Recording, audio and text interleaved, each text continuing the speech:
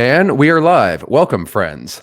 Um, I wanted to let you know before we start, we're going to keep the topic around Scientology, the industry, how people get sucked in, the acting classes, and anything else that comes up on this discussion. But please feel free, as you guys are already doing, to ask questions in the chat because we're here to answer as we go, too. Sort of a free flowing conversation. First of all, Mark, thank you for joining us a second time. How the hell are you doing? Great. Yeah. Thanks so much for having me. It was so much fun the first time. I'm so glad that people watched it, enjoyed it, a lot of good Hmm. comments. And yeah, I'm just always glad to be here. I'm glad that we are now friends, Doug. I mean, that's Yeah, cool. man. This has been great, Mark. I've met so many cool people, exes. I had Marcus on a couple weeks ago. He brought his girlfriend on a couple days ago who was an ex-Mormon. And then you reached out to me and I met you. And I got to tell you, bro, it's been really cool. I don't have ex-Scientologists that I've talked to up until basically Marcus. And just meeting the three of you, it's been really cool, man. We were talking about how there's kind of an instant bonding with ex-members because we go through a similar trauma. So me and you can talk and pick up a conversation as if we know each other. Whereas if I meet somebody who's not in Scientology, I feel like I have to tell a whole backstory about who I Mhm. am. You know what I mean? Yeah. And then you have to go through the terminology, which is literally, Exactly. you have to give them the red and green dictionaries in order for that to happen. And yeah, Who's the it's creepy looking motherfucker, Jeff? Me or this guy? probably And me. by the way, I did make it as an actor. I just woke up out of Scientology. You can check out my acting reel on my YouTube channel to verify Oh, that. I will do that. Hey, what's up, Jamie? Looking forward to another interesting show. And also, someone previously said that they hope it's a long conversation because they want to put off cleaning their oven today. So we'll do the best to accommodate that, Ms.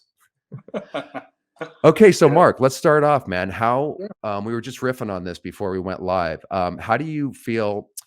How do people get sucked into Scientology? How do they do it? And why would somebody that's looking to get into the industry Mhm. join or get sucked into Scientology?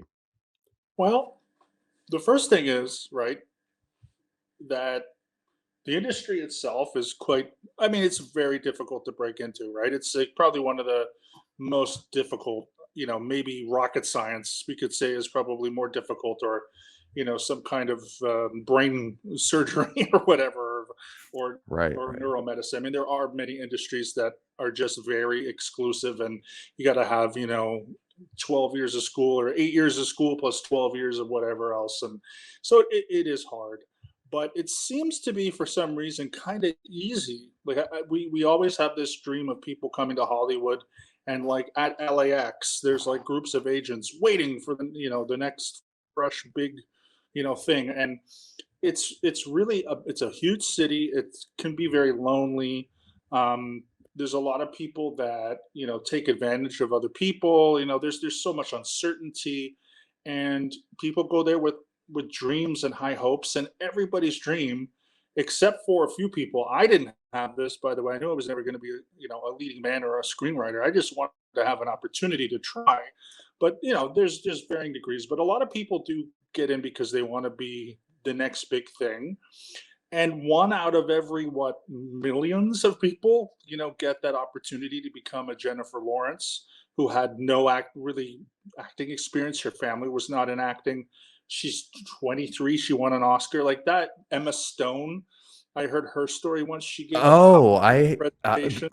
my best friend, by the way, knew Emma Stone. They were kind of Yeah. close. This is a Nick Lashaway who I lost to Scientology. People, I don't Oh, want to, I don't want to make the conversation go another direction, but people not familiar with that can check out the series on the channel. Yeah. And you just mentioned Emma Stone yeah. and the other Jennifer gal. Lawrence. What do you think about? I don't want to offend people. This is just my opinion. Everybody has Yeah. their opinion on actors. I'm like Mark. I wanted to be a character actor, Yeah. and so I like chops, talent. I don't Yeah. think those two actors you listed got in because of their talent necessarily. I wouldn't consider That's Jennifer yeah. Lawrence an incredible actor, No. but yeah. So talent obviously is not. It's not necessary, would you say, to make it in Hollywood? No, no, it's being at the right place at the right time. It's also, doing enough work. It's taking roles. It's, saying yes rather than no. Like there's a whole bunch of stuff, but there's also a tenacity. And one of the things with Emma Stone is she gave a PowerPoint presentation to her family on why she should move to LA. So like it's that there is kind of a, I guess you could say a characteristic or whatever, but even that doesn't guarantee success because how many people do that and we don't know who they are. So yeah, I Mhm. wanted to be the character actor. I wanted to be people like JT Walsh, late great, and Oh, Danny nice. Houston. I love Nice. Danny Houston. He's one of my favorites. Yeah. I just was watching American Horror Story. He's in a lot of it, but I was watching Wonder Woman, and he was General Ludendorff in Wonder Woman. Like to me, I love that. There's a lot that I can talk about character actors, but I'll move into more Scientology. In Scientology, it's like they present it as almost like a basis where you can kind of come in and they will give you these opportunities that nobody else has.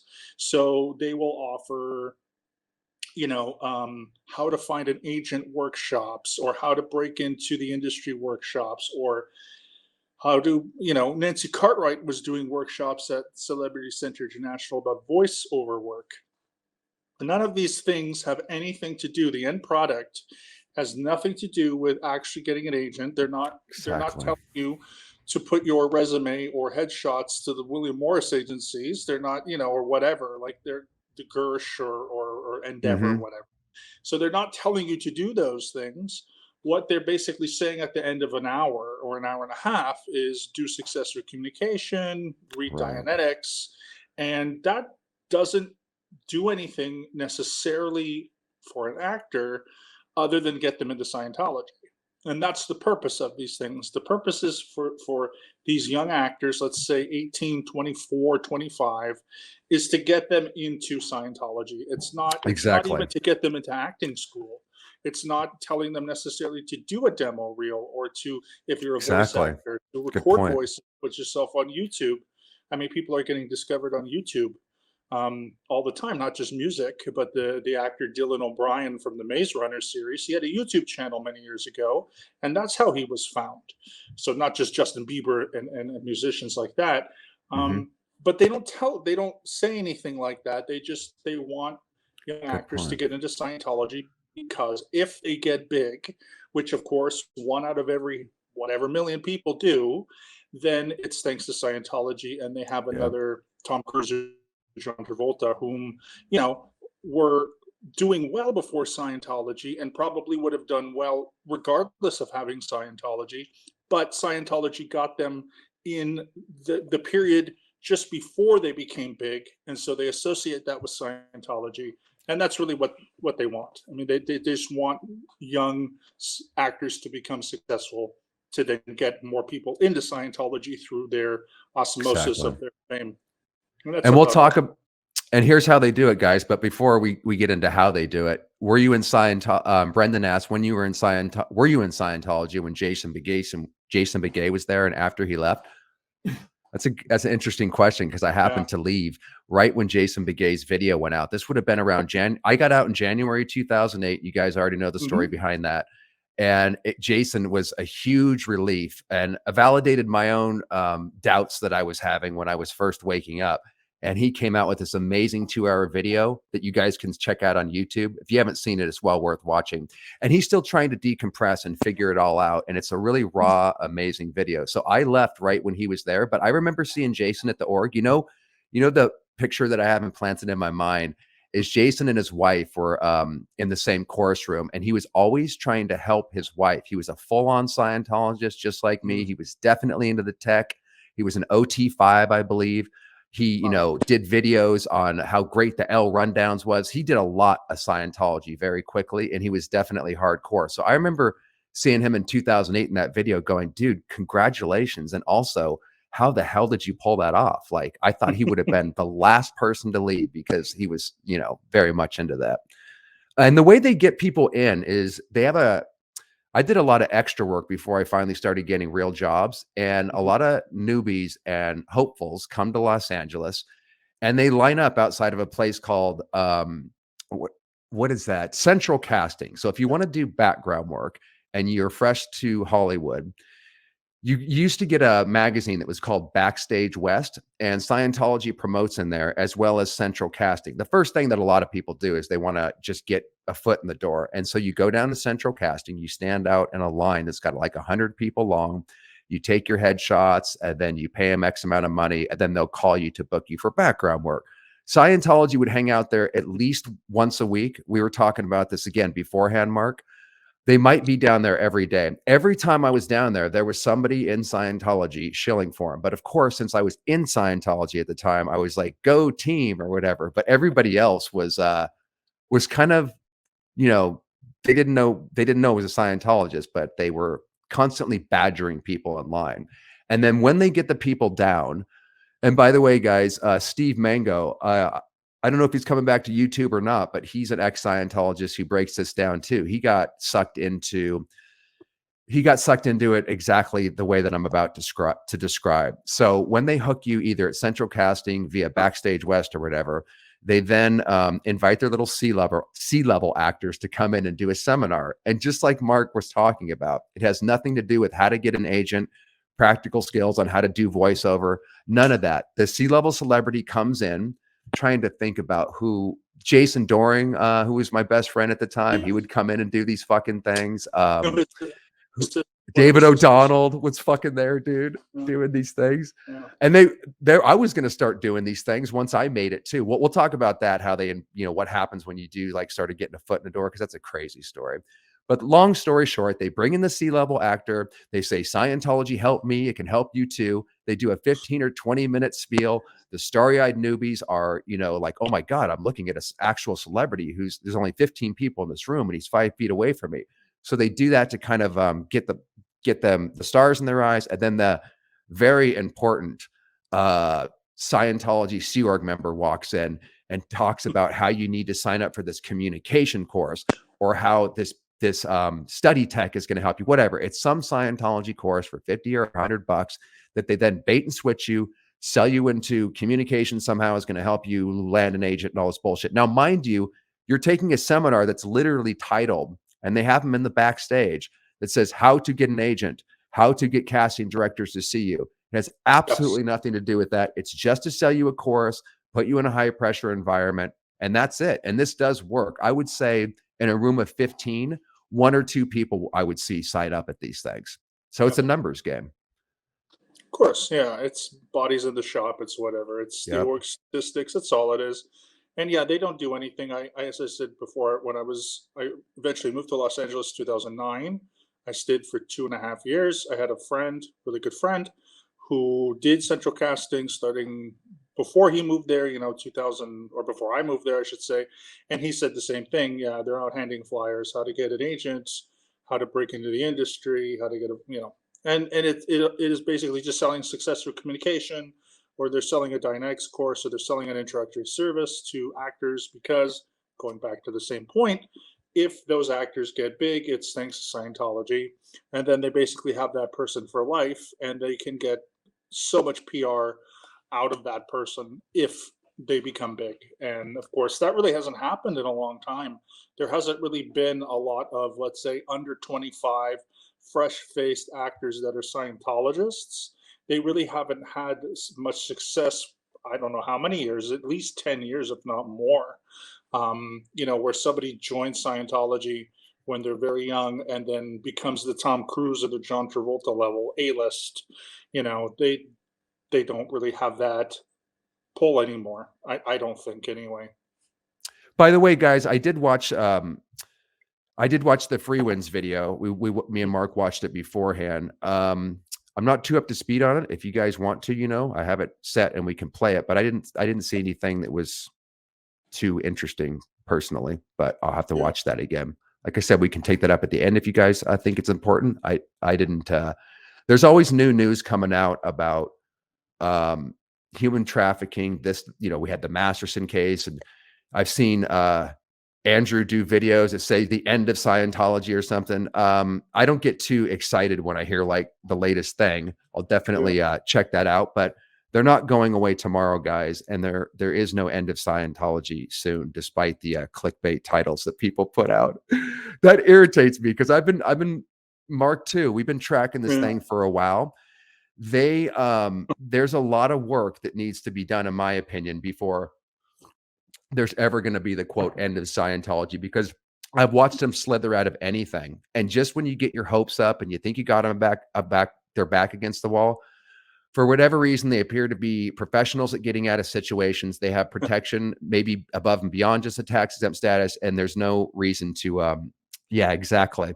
This is why I won't go on his show again. By the way, I felt kind of weird putting myself in his hands. We did this video where he just did a bunch of clips from it, making me look like a jackass with clickbait videos. The last one he put out was, ex Scientologist says Tom Cruise is a dickhead, and he puts these out of context clips or whatever. That's just not my vibe, but to Yeah. each their own.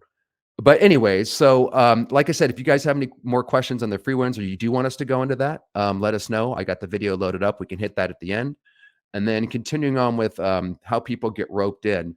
Mhm. So what do you, I didn't mean to interrupt you. I just wanted to say that. So let me tell you guys what happened when you do actually make it. So I didn't get my first big part until I was in my early 30s. It was on a show called American Heiress, which is this really cheesy nighttime soap opera, but nonetheless, it was a big part. I had multiple episodes, and it's like, holy shit, after 10 fucking years of starving, I finally got a break, right? So check this out. I'm in my early 30s, and I had to fight off for years starving. I mean, I was dedicated to making it as an actor. I don't do multitasking, but when I'm into something, I'll stay on it until it happens.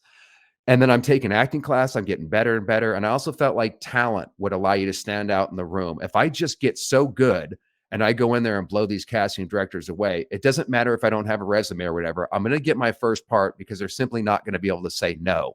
That's not really true, guys. Maybe on some level, but that's the naivety in which I was thinking before I learned later that it's not really about that.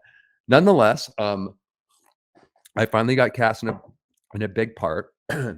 And before this, it was 10 years of fending off Sea Org members. They would take me up to Celebrity Center. This happened often. It would either be locked into a room, or they would take me on the place overlooking CC and say, Doug, look, you're in your 30s. You haven't made it yet. You've been trying for 8 or 9 years now. Just fucking sign the contract. And I know you guys might think that's funny, but I'm telling you, we already have self-doubts moving out here. You put your life on the line. My parents are telling me I'm wasting my time. Just when are you going to get a real job, Doug? And meanwhile, the artists out there will know, once you feel like you find your purpose or whatever, you will fucking suffer to make it happen. So there's a lot of doubt, in other words, coming from my parents, coming from Scientology in particular, going on, to the top of CC and having me overlook all of Los Angeles and go, you could be saving this, city and this planet, and you're wasting your time trying to make it as an actor. Tom Cruise, John Travolta, they actually said this to me, Mark. Made it young. They already had a foot in the door. You're getting old. You're not going to make it. And just fucking, basically that's it. Right. So when I did finally make it, all of a sudden, my parents took credit for me getting on television. They told all their friends. They were excited. Remember, they're OTs, and it's in their world, they made it happen, not me, who was doing the fucking work Right. every day. So my parents, this caused me to start to question, and was the beginning of the wake up process. Although, as you guys know, I had that book, Combating Cult Mind Control, dropped on my doorstep, right place, right time. That was the information that allowed me to get out quickly. But I was already getting weirded out, because what happened is my parents, my own mom, started fanboying me, which felt weird. It's like, Mom, what are you talking about? Started to brag to all of her fucking friends and shit. And then what happened is they invited me down to their celebrity clique. The president's office is what they call it, which I didn't even know about. So in other words, when you start to get a foot in the door in Hollywood, Dave Pettit, who I believe was the president at the time, it might have been somebody else, called me and invited me down to be in their president's office. What's that? Oh, that's a special clique. In other words, these are the actors that when they start to make it, they're going to tell you how to promote Scientology, basically. And then I had a guy named Michael Roberts called me. And now Michael Roberts was a successful actor and also a semi-Sea Org member. He would hang out at my parents' house, stay overnight, and camp in his car just to suck more and more money out of him. And then he would go on set the next day to do acting work. He was one of these Scientologists like Jason Doring, who was on a television series, but also signed a staff contract. So what I'm talking about, really dedicated Scientologists called me, Michael Roberts, we're going to get your career kicking off. Here's how we're going to promote you. And then my mom's trying to hook up, talk to people like Michael, and what can we do with Doug? And it's just the weirdest thing, Mark. Like, basically, in other words, they went from, when are you going to get a real job? Just fucking sign this staff contract, to, we always knew you were going to make it, Doug. Come in and let us help you. This is how it works. And so, Yeah. again, we talk about it being a secret society and how everything's kept compartmentalized. And as Andrew Gold is more than willing to point out, Tom Cruise and them have special status in there and stuff. So yeah, there's all sorts of tiers that separate everybody from everybody else. And often, I didn't even know there was a president's office clique. So often when you're in the cult, you have no idea what levels you might be invited to. Ooh, it's also spooky and cool, isn't it? Anything to add to that, Mark? I mean, be glad you didn't get Yeah. you got in and out of LA, man, and you didn't get sucked into this world, because you could have easily did you ever take any of those when you were on vacation? You didn't have time to get roped into any of those acting things, did you? No, and then by the time I had moved to Los Angeles, I was on student visa, so I did do auditions. I mean, they weren't serious auditions. I auditioned for school, stuff. I auditioned for community theater things that because again, I couldn't get paid. That was a big thing, unless my job was on campus. So I did audition though, because I had taken acting classes and an audition course. I had done when I was in college 20 years ago. So this was, let's say almost 10 years before I moved to LA. I did do improv. So I did a lot of different workshops and one day offs and things like this. But yeah, the auditioning stuff that I did, I brought one or two Neil Simon monologues to a community theater or to the college, and I did a bunch of stuff like that. I again was already out by the time I was even interested. When I was in, though, that was always the goal, because during my first reg cycle, in order to get me to be a staff member in Los Angeles, that was the idea. It was like, this is the place where acting happens. You got to come here. We have other staff members. You'll pick a certain schedule, so there'll be day LA Day or LA Foundation, and the time that you're not working, you can take acting classes. You can audition. Because you're on a visa, you can still get paid. You get a social security number. So that was more of the thing of like, okay, there's a footing that you can get into. You put your foot in the door, and then from there, doing Scientology is going to get you further and further into the door. And to some extent, when I was on vacation, when I did go to the Celebrity Center for some Thursday evening thing, they were just wrapping up something to do with getting an agent or whatever it was, like one of these workshops. And I did talk to people that were young actors. I mean, I was getting a tour, and they brought a bunch of people over my age, maybe a couple years, give or take, let's say 2 or 3. I was 22, so maybe give or take 2 years up or down, or older, younger, I mean. And yeah, they were like, oh yeah, I just got to LA. I've been here for a year, and I'm in Jojo, real quick, we do Scientology, not and encourage smoking on this channel, just to let you no, know. Sorry. I but won't do that next yes. time if you sorry, But Mark. just like, hey, whatever. And then of course everyone's your friend. That's the love bombing thing. Um, and then, the talking about acting schools. Actually, that was probably the more interesting thing, which was like, if you work, for example, do a 9 to 5 job. So if I to work day, then you would take. I could take classes a couple days a week in the evening, or you could do intensives. The Stella Adler school is out in LA. It's on Melrose, I think, or it was last time I checked. But there are some big schools that came from New York that, of course, are established in Los Angeles. I don't know about the Neighborhood Playhouse or Meisner. I don't think they have in LA. They have one in San Francisco. But like Stella Adler, I think they do have a Meisner. I remember doing a Meisner okay, technique out here in LA. Mark, they literally have every yeah, school, that's Stanislavski, true. Meisner, and Yeah. everything out here. I'm sure we can. Exactly. And when eventually when I started to learn theater in community college, we were doing all of that stuff. We were studying Uta Hagen, Stella Adler, Right. Oh gosh, now I'm blanking. Stanislavski, and it's like we learned everybody because that was the idea. I always liked, just for a personal thing. I just always liked Meisner. I was always read a lot of his stuff, and I really liked his Mhm. his acting school, whatever. But Can you explain that real quick to people, by the way, that might not be familiar with the Meisner I technique? Because I found it pretty trippy when I first learned about it. I Do you loved remember it. what it? I did. Did you ever do the one word with many emotions? Like he Yes, would pick that's a what word. I remember, Mark. We would I just love it. wait. Let me tell you what I remember, then you can tell Yeah, me if I that's the love it. whole Meisner technique or whatever. But if Yeah, I vaguely remember, you sit with another person and you basically say one word or a yeah, sentence, and you just keep repeating it. This reminds me of a Scientology technique, Mark, because you yeah, just repeat it, right? And then you all of a sudden but basically the idea, guys, is to let whatever emotion comes up, yeah, and you get angry. All sorts of things start to happen, which is a really clever way of getting into naturality and being able to operate off of what you spontaneously feel, which is what kind of the goal of acting is. Not so much to act, but to have real things happen in real time. Is that yeah. anything like what you learned in the Meisner technique, or do I have that wrong? I only No, did no, it it's for a a hundred. couple It's a weeks. hundred percent. It's 100%. When I was in community college in Canada, I did improv, and so I always liked to do improv. You know, it was very amateurish, but I learned improv comedy and improvisation. And what I loved was you pick that one word, and I do remember Right. that Christoph Waltz was on, I think, like Jimmy Kimmel or something 10 years Hmm. ago, talking about Meissner, and his word was pickle. So he would you go through all these ranges of emotions with the word pickle. So you get sad and you get happy and you're elated.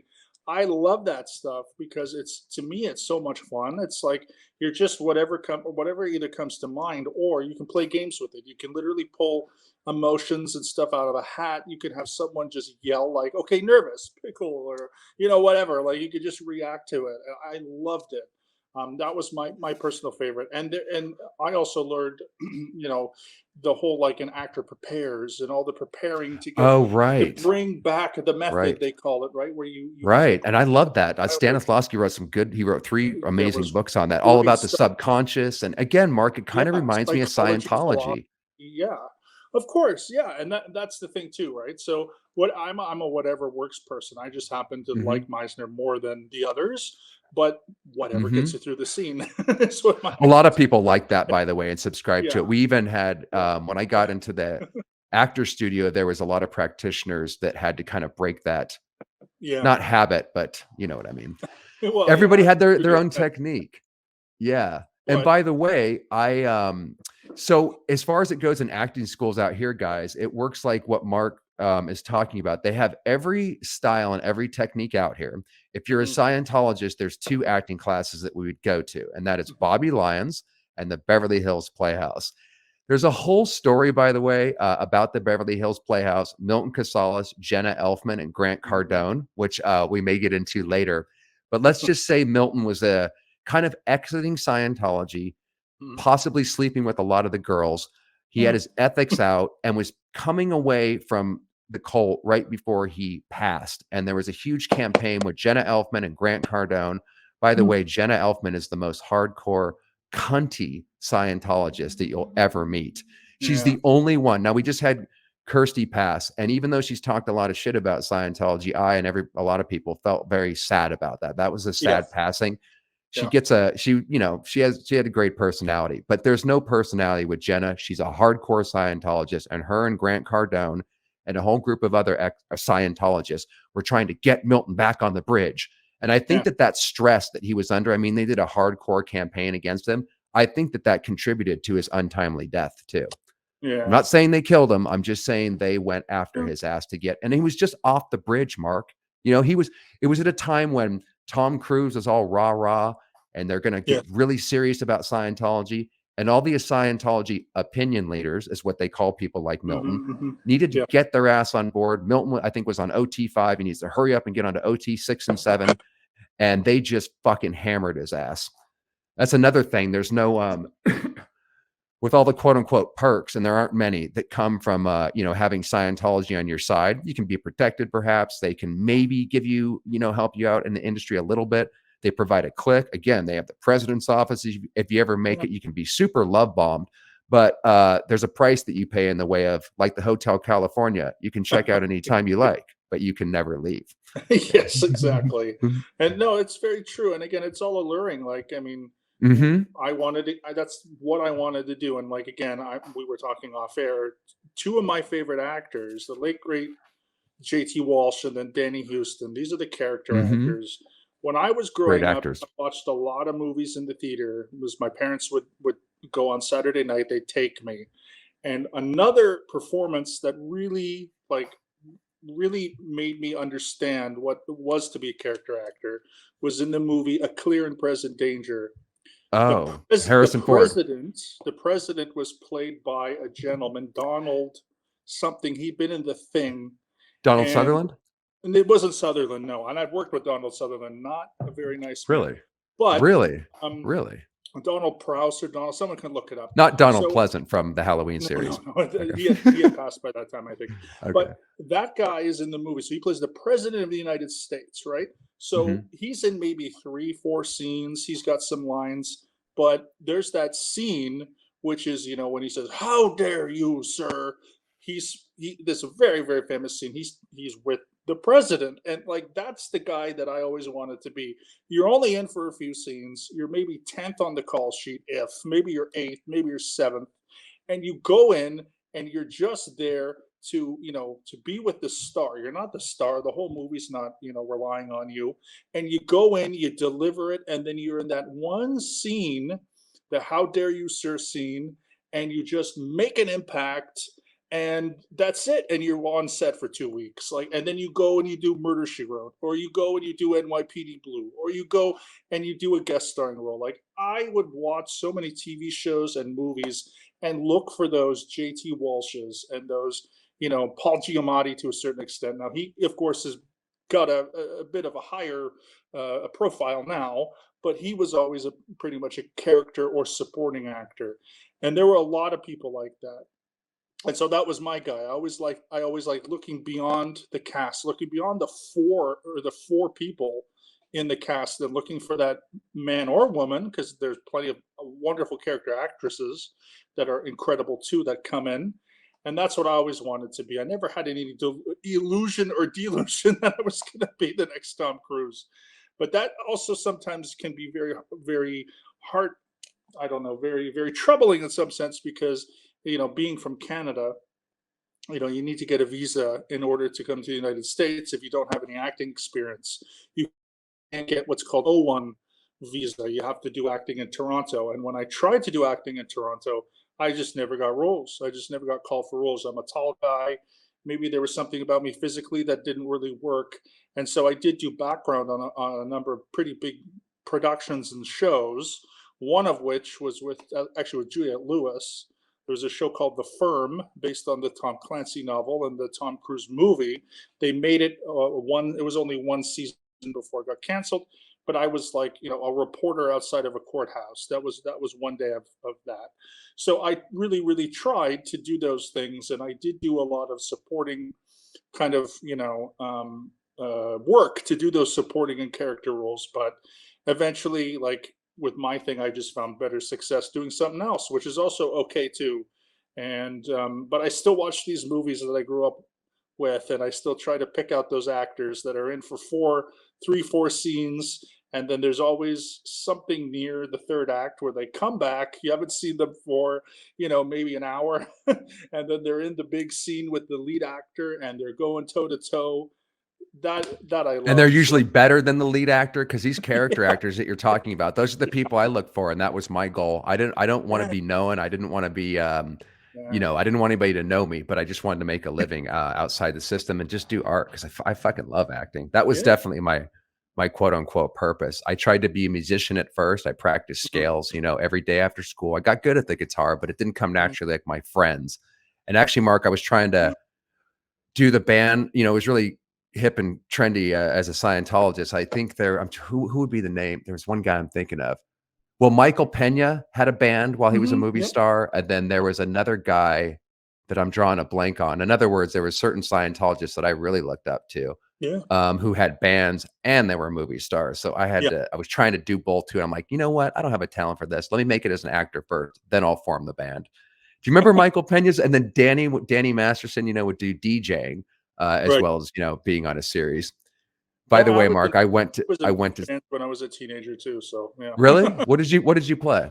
I play guitar and bass, but I was in punk rock bands, Nice. crappy Nice. garage punk rock bands. But still, I got to see like because of that of the crappy bands I was in, I got to see like Sum 41 because they're from Canada, they're from Oh yeah, Toronto. I know some I got to 41, the see punk them band. before they were, they were big and stuff like Nice. that. So, little nice kind of interesting things now when I look back to see a band before they break out is kind of cool. But That yeah, is I play cool. guitar, I play bass guitar, and then I play a lot of the classical instruments as well because I was in orchestra and band in high school. Oh, So nice. I'm always constantly trying to. That was another thing too. Yeah, with music is a huge part of Scientology, and I can pretty much pick up many different instruments and learn them very quickly. So that was always something that they were, poking me at, like, hey, we have musicians and band musicians and whatever. So Yeah. That's how that's another Marcus way. the that's how Marcus, the guy that we had on a couple weeks ago, got Yeah, sucked in. Him and his brother were good musicians, and they said, "Hey, I don't know what promise they made him. That how it yeah. always bait and switches, but is hey, come out to Hollywood and you can, Hmm. do Scientology and your music." And then of course they got sucked into staff and out went their dreams. By the way, guys, if you want Yeah. to know what we're talking about, we did 3 interviews with Marcus a couple weeks ago, and you can find those on the channel. People were asking, somebody threw up Beck here, and somebody asked if so and so was still in Scientology. Let me see if I can Beck pull is that. not in Yeah, Scientology. he's not in Scientology, and it's another great No. point that person brought up. Check it out, Mark. Like, what do you think about people that leave, like Jason Lee and Beck, where they have an opportunity to say something out loud, and also Laura Prepon, which I think Laura Prepon left because She's she didn't gone. want to be pulled into the Mastersonship. But check this Yeah. out.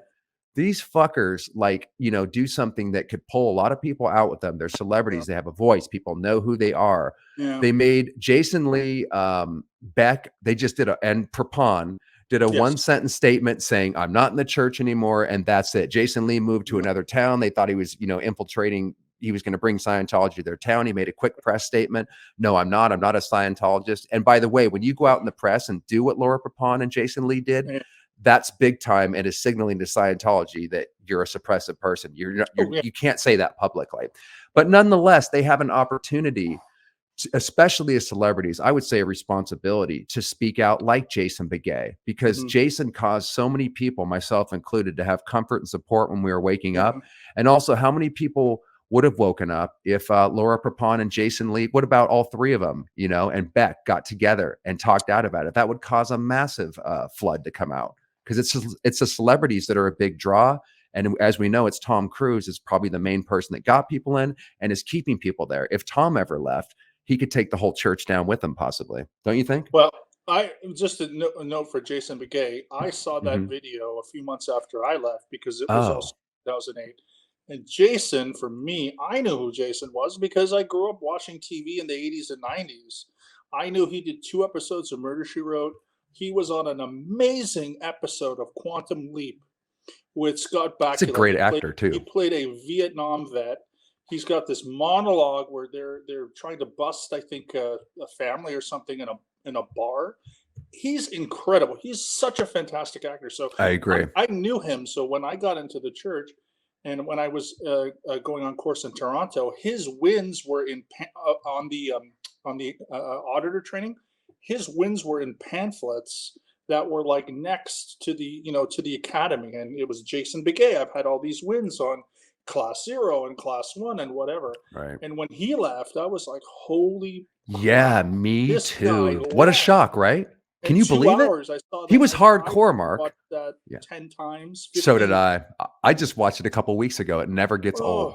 I would like It's to the watch. Actually, I would like to watch it again. It's been a few years, but yeah, his 2 hour interview, and Troy Christman was there, Mark Bunker was there, That's right. and man, like it was incredible. I couldn't believe that not only did he leave, but probably the same experience that many of us had, which is he was saying things about Scientology that everybody was thinks, but you don't have the courage because you think you're a suppressive person. You can't talk about your case. There's all those things that are you're going through mentally, and he was just talking about stuff like openly and honestly, And I couldn't believe that the things that he experienced were overlapping with the things that I experienced, which overlap with the things that I knew other people were experiencing that we couldn't talk about. You experienced them, and we all experienced the same thing. And the fact that he was talking about them openly, I was shocked. And then after that, it was quite easy to then kind of decompress from some of the fears and anxieties that I was having about leaving, and in order to leave. And then I think about a year later, we did an SP party again when I was living in LA in Venice Beach. And I did get the opportunity to meet Jason and to shake his hand. And that was sometime in the Nice. spring, summer of 2009 ish. And yeah, that was great. Like I was really, really happy. I told him, I said, I watched your video. I was in. He was very, very nice. And I think he's pretty close to the Headleys. I don't know today if he's that close to the Headleys, but I know he was back then. Maybe he still is. Remember he was But yeah, close it's to just great. Rathbun too, Mark? Remember he reached out to Yeah. Rathbun, who he found was in Yeah. Mexico Yep. City. I think that's covered. Yeah. Was that covered in Going Clear? We have I that up think on the so. channel, by the Also, way, guys, if you also wanna. when I was on staff, and I didn't know this, but when I was on staff in the San Francisco org in, I think, April of 2008, and Larry Hey, Wall, Mark, sorry to interrupt you. who had a lawsuit. Mark, sorry to interrupt you, but you're cutting out a Yeah, little no bit worries. just recently, and I wanted to take the opportunity to ask the people, can you hear Mark okay? And are the volumes more or less matched? And if not, I can Yeah, perhaps have him move a little bit more forward. Just if you only if the audio is bad, could you guys please let us know yeah, in the no worries. chat? Okay. But Yeah, please sorry continue. about this. I know I'm just Sometimes it just I'm seems to more of go a out. not not as good of a set as before, so I apologize. But yeah, he came with Larry Wallersheim to San Francisco. I was probably in New York at the time, and I didn't know he was out. So that blew my mind too, because of course you didn't know that Jason Begay left and is going up to San Francisco with Larry Wallersheim and whatnot. So he really like blew my mind. The fact he was there in San Francisco at the time. Don't know why we're having internet problems all of a sudden. You're freezing up quite a bit. Oh, so Can you hear me? I think we're okay. I can hear you now. I'm so sorry. Yeah. Okay. I mean, maybe one of the things that will help. I mean, just because I don't know why we're on low bandwidth or whatever, but maybe just the moving around or, whatever. Okay, there we go. Sure. Bad audio restart. Damn it, he may need to sit closer. Okay, let's just see what they say here real quick. Maybe sit closer to a window if he's got a metal roof, especially.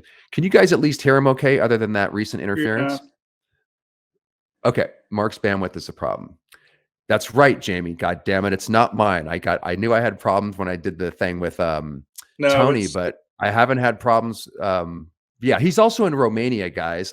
He just traveled and we have a huge distance between us. But I got it hooked up to the high-speed internet access on this end. But that's good, Mark. Anyways, yeah, right. Right. I couldn't believe Jason Begay that fucking video, because like I said, Mark, he was fucking hardcore. Like all Yeah. he would do is like sell Scientology. He was the one that would do those seminars that we talked about. When you Yeah. were really lucky, you get to go see fucking Jason Begay as a starry-eyed newbie.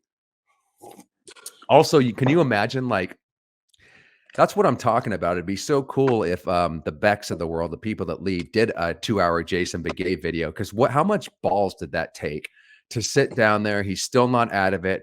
He knew he's going to catch heat, and he just talked very openly, and he did not have to do that. I wonder what motivates somebody like Jason as opposed to a Laura Prepon who just skirts out. By the way, I knew that chick, and Yeah. she was. I'm not jealous of these people, by the way, guys. I didn't look up to them in the cult too much, and I didn't look up to them too much out. Like I said, it was me and my friend Nick Lashaway, where we were even on the outskirts of the Scientology acting class. So Laura Prepon was in my class. I don't think we ever actually presented a scene, but I went over to her house a few times. We worked on a scene or whatever. And I understand she's busy, and I didn't know what it's like to be at her level, but I didn't find her to be a very endearing person at all. I thought she was actually quite evil. But again, if you put on the front personality, I'm sure people that were in and around her and knew her would say she's so sweet, but I see the Scientology in that chick. She's kind of terrifying.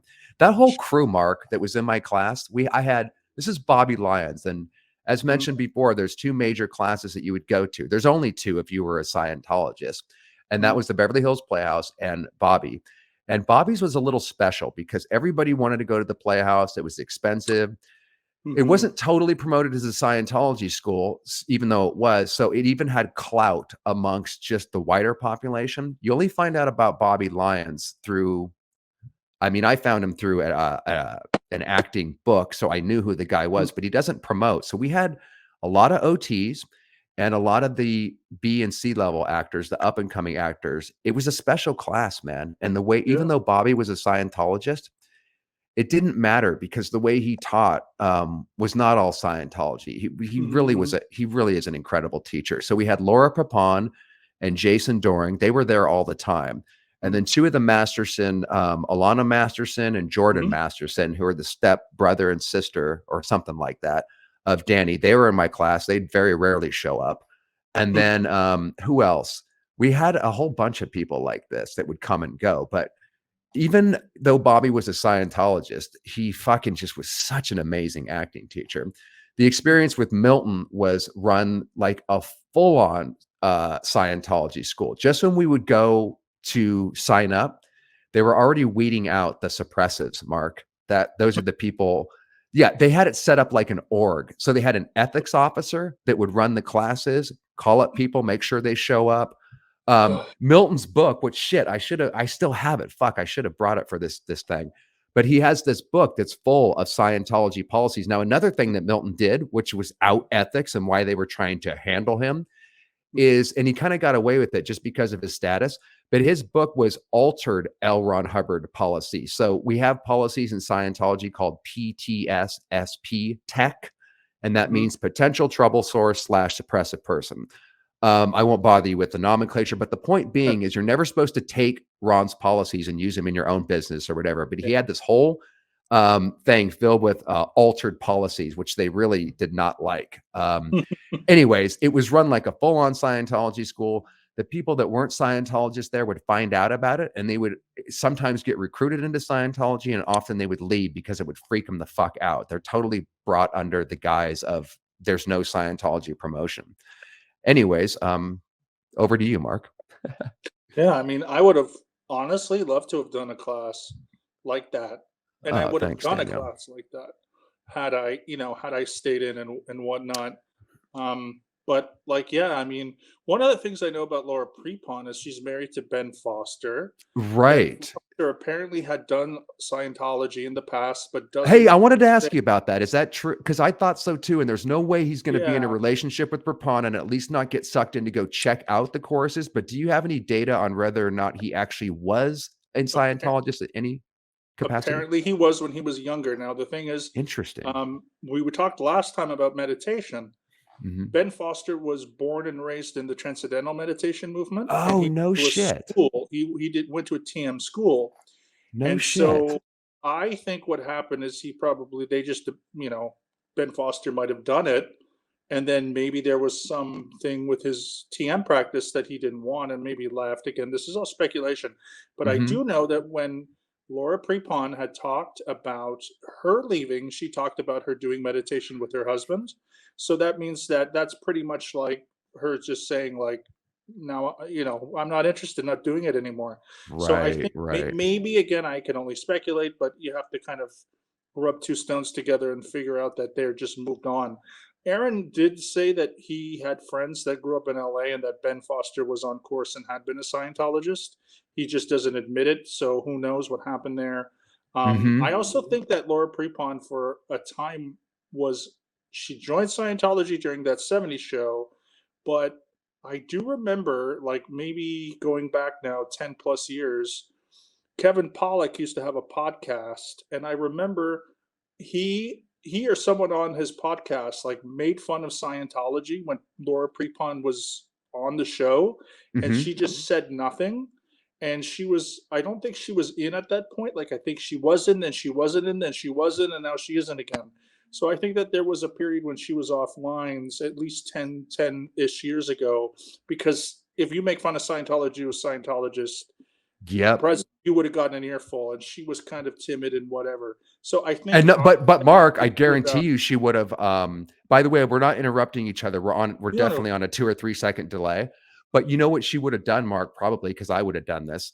yeah, If in an interview, and it's happened a lot with the mhm, celebrities, they say something negative about Scientology, yeah, they'll either defend it or be quiet, lie. But then, as you know, they go write that report up to yeah, Kevin Pollak said such and such about Scientology. We really yes, would report guys on people that are non-Scientologists, and then people would go, "Well, what's the point of that?"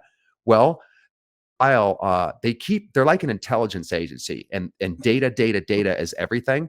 So they have the more files they have about people in Hollywood, even people like Kevin Pollak, who just said yeah, one negative comment about Scientology or whatever, they actually build a file on these people, because the more information you have, just the more you can kind of do should Kevin Pollak get out of line, or if he crosses a line too much, they can send out their PIs and fair game him. This is why they keep, I yeah. told you guys I was going to go report that guy who dropped that cult book off on my doorstep that got me out of the cult.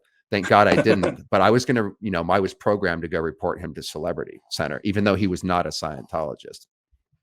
But What I'm did happy you? that Yeah, they're out. I'm happy Laura Prepon back with me Jason too. Isaac. I mean, more I power wish that they to would him. say, More power to I him. wish that they Awesome. would talk about it more, because there's a Me lot of too. But people you're that I right, love. Mark. They don't have to, and it's their prerogative. And No, who knows what people's story is. Sometimes they yeah, have family in. It's not easy to just come out, and not everybody's in a position to do that. And maybe they don't need to. It just would be really, I would just think if I was at yeah, her level and I achieved that kind of success and I left, I personally would feel compelled, because it's doing the right thing. But who knows what yeah, their circumstances are. And I can also understand why they want to slither away. They want to mhm, protect their career. They don't want the bad PR and everything that comes along with that. That's why I just love yeah. Jason, because he's not sitting there thinking, oh, this is going to fuck up my career. But he's just like, fuck it. I need to say this. Yeah. And I also remember watching, this is 2010, the movie came out, watching the movie X-Men First Class, and Jason Bigay just has a very small role. He's Oh, a really? naval officer, and I heard his voice, and I was like, I was in the theater, Santa Monica theater, and I was like, yes, like, it was just so funny. It was like, this was less than 2 years after he did the thing, and I just heard his voice. He played the XO on a Navy ship, because there's a portion of X-Men First Class that takes place in Cuba during the Cuban Missile Crisis. So he's actually one of the sailors, or one of the officers that's on a naval ship. So I just, again, when I hear his voice, I know his voice. I just get excited to see it. Oh, I So hear you. that was I kind of hear you. cool. But By the he's great. way, Jojo, here's another thing I wanted to ask you about, Mark. Yeah, I am a massive Rush fan. And you know what? You know what was interesting about getting out of Scientology? I wanted to ask you about this, Mark. I only studied Scientology, and like I said, I'm kind of not maybe one dimensional, but one focus. I can't do multitasking. Yeah. So I spent so much of filling my brain for so many years with only Scientology that Rush has a lot of very interesting lyrics, as well as certain movies and everything that went way over my head. Bands Hmm. like this, certain movies and everything made a lot more sense once I deprogrammed from Scientology and I could Yeah. actually understand what they're saying. This is one of the Uh-huh. bands that I listened to a lot when I had a whole playlist that would kind of bring me into emotional states like sadness, but would re-stimulate my Scientology experience, that would sort of trigger me to wake up. And music and movies were a huge part of that. Did you notice Yeah. that too, Mark? I Well, guess you weren't in as long, so you had a pre-education and an after education. sure. But did you I, have? I remember too, when because I used to write a lot of songs. I haven't, and stuff like that. I wrote songs about fucking Scientology and how bad, No shit. like, You realize you evil just psych admitted that out drugs loud, were. right? I know, like, It's so okay. stupid. Like, one was about how bad psych drugs were, and I can't remember the other one was about. But it's like, I'm writing songs about Scientology. Like, Hey, it was Dougie Fresh did, and stupid. Yeah, Travolta did the whole album, and Edgar yes, it Winter, did. they did that, and Uh-huh. thank God you Frank don't have that Stallone. recorded. That's what people do, man. You get into your Oh, church and then you want to write fucking songs about it. Oh, Frank about Ron. Stallone, bro. Frank Talk Stallone. about yeah. Yeah, Are there any other obscure actors that come to? Did you know Aldous Huxley was a Scientologist up until he died? Are there any didn't know that. Yeah, that's a kind of a little known thing. He was into I it when Hubbard he got audited by Hubbard apparently. He was into it. This is the guy that wrote Brave New World, by the way. mhm, And he yeah, are there any other names that come to mind of obscure Scientologists that nobody would know that were sort of like, C-level celebrities or anything? Because there's a lot of them, man. I keep learning there new ones all are. the time. I don't know, like, that's so hard, like, I'm just trying to think. So I knew J Grateful Dead, one of the managers from the Grateful that's right. Dead. It's almost Yeah, like at one time or another, it seemed like in the 50s and 60s, and the way they were selling yeah, Scientology is get off drugs because all the hippies and shit yeah, were on drugs. So they were a huge appeal was get high without drugs. And of course, that's you right. can get high with their auditing and stuff, which is self I hypnosis. think for me, the one that was always interesting was, like, some of the older kind of people, like, some of the sci-fi writers, like, there was a literary agent, Forrest J. Ackerman, who was Oh a yeah, Hubbard's significant agent. agent, Hubbard's agent. He, what did I mean, he did No, Scientology he back was a in Scientologist, Jojo. You can look that the up. That was kind of yeah, surprising to me too. And I yeah. might do a Well, video they on it they because try it's to pretty get they try interesting. to get Rock Hudson. Oh, That right. he Elvis did Presley told him to go courses. fuck themselves. Remember they tried to Yeah, get Elvis? He's like, all those sons of bitches just want my money. they want Fuck them. money. Yeah. But Yeah. yeah, but I'm surprised with Rock Hudson. Oh, Right. Rock. Demi Moore No was apparently a shit. Scientologist from No way. she got to LA until she married Bruce Willis, which was in the late 80s, and Bruce Bruce Willis did never got not. in, right? No, Bruce never got in because she left Scientology because Bruce did not want to raise their children, Rumor and Scout and so forth, as Scientologists. So she was in for almost a decade, and she was sort of in and out. And she's never spoken about it, but she was pretty dedicated. I think for like 8 years she was involved. Mhm. Um, but there's a lot. I mean, so mention Jason Doran. So Jason Doran again. I think he has twin sisters or two sisters or whatever. I knew one of them. She was a Sea Org member, um, and I always knew him because he was in Veronica Mars. And Veronica Mars, I love. It's a fantastic show, and he's a lead role in that, and like that kind of was interesting. And you talk about Michael Pena. Like Michael Pena has been Mhm. working for a long time. One thing that I think is interesting about Michael Pena 10 years ago, he played Cesar Chavez in a movie. Cesar Chavez, of course, was a Latin American, born and raised in the United States. He was a union guy. He was trying to establish unions in farms in South America. Can you imagine Michael Pena, a Scientologist, okay, who's, completely human trafficked, anti union, anti wage? He's playing Cesar Chavez in a movie 10 years ago. Can you I imagine? can, I can because and I'm not interrupting him, whoever said that. I told you we're on a delay. You know who you just reminded me of, restimulated, is of course Elizabeth Moss. People have Yeah. wondered how in the horse's ass can she be in that Oh, show and not see that her own cult is promoting that. First of all, I'll take a crack at that, Mark, and then I wanted to hear what your opinion is on that. She I This is why we break down Scientology on the channel is because she can't see that. When you're in Scientology, I didn't think the Sea Org people were being human trafficked. They of put a course. smile on their face. These are not only people that are not being human trafficked to me when I was in the cult, they were the people that I wanted to be like. They were special. They work long hours. They're for the cause. Alexandra Powers, who we talked about on the show, was a really Right. successful actress, Yeah. decided to be a Sea Org instead, married Gavin Potter, and even though I was trying to be an actor, I had more respect for her for joining the Sea Org. So we don't see what goes on behind the scenes. I didn't know they were starving. I didn't know any of this stuff. So Yeah. we don't. Elizabeth Moss, especially as a celebrity, is kept. Again, we're back to the compartmentalization and the isolation of everything. She doesn't see that at all. And you don't until you extract yourself No. and start to see the world that you were involved in from, as they say in Scientology, an exterior viewpoint. Yeah. What's your Mhm. take on that, Mark? I mean, listen, I'm not, I like Elizabeth Moss as an actress. She's fantastic Mhm. in Mad Men. I've only seen a few episodes of Handmaid's Tale, so I don't know the whole story, but I do know, for example, the basics of it. There's a lot of sexual assault and lots of terrible stuff that go on in that show. I think for her, she's not thinking about how that's relating to Scientology Yeah. because she thinks it's total freedom. She doesn't. That's not her reality, Exactly. so to speak. Exactly. She doesn't know that, people like Claire Headley and female Sea Org members in the 90s and 2000s were, forced to abort their children. Now, I'm pro-choice, but at the same time, forcing someone is completely off the rails, Right. completely horrible. And she doesn't make those connections. She's not going to make those connections. I mean, again, it's Michael Pena playing Caesar freaking Chavez, a Yeah. union leader. Like they they they, they look at Scientology as kind of being either for those things or against those things. So in the case of someone like, Michael Pena, oh well, yeah, he's a union leader. He's standing up for the real, the people, and yeah, Yeah. that's what Scientology does. And then of course, if it, all the talk about Scientologists are like the Jews during the World War II and they're being discriminated. That's in her mind when she takes the role in Handmaid's Tale. She's not. She Right. doesn't consider herself to Right. be oppressed or a victim. She doesn't Exactly. know what's going on. So Exactly. for her, it's courage, it's strength, it's probably even a form of Exactly. activism.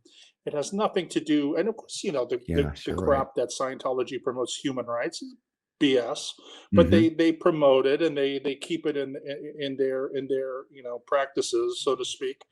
Um, so she's probably just thinking that she's emphasizing things that Exactly. she's learned in Scientology. She's not thinking about, hey, wait a minute, Exactly.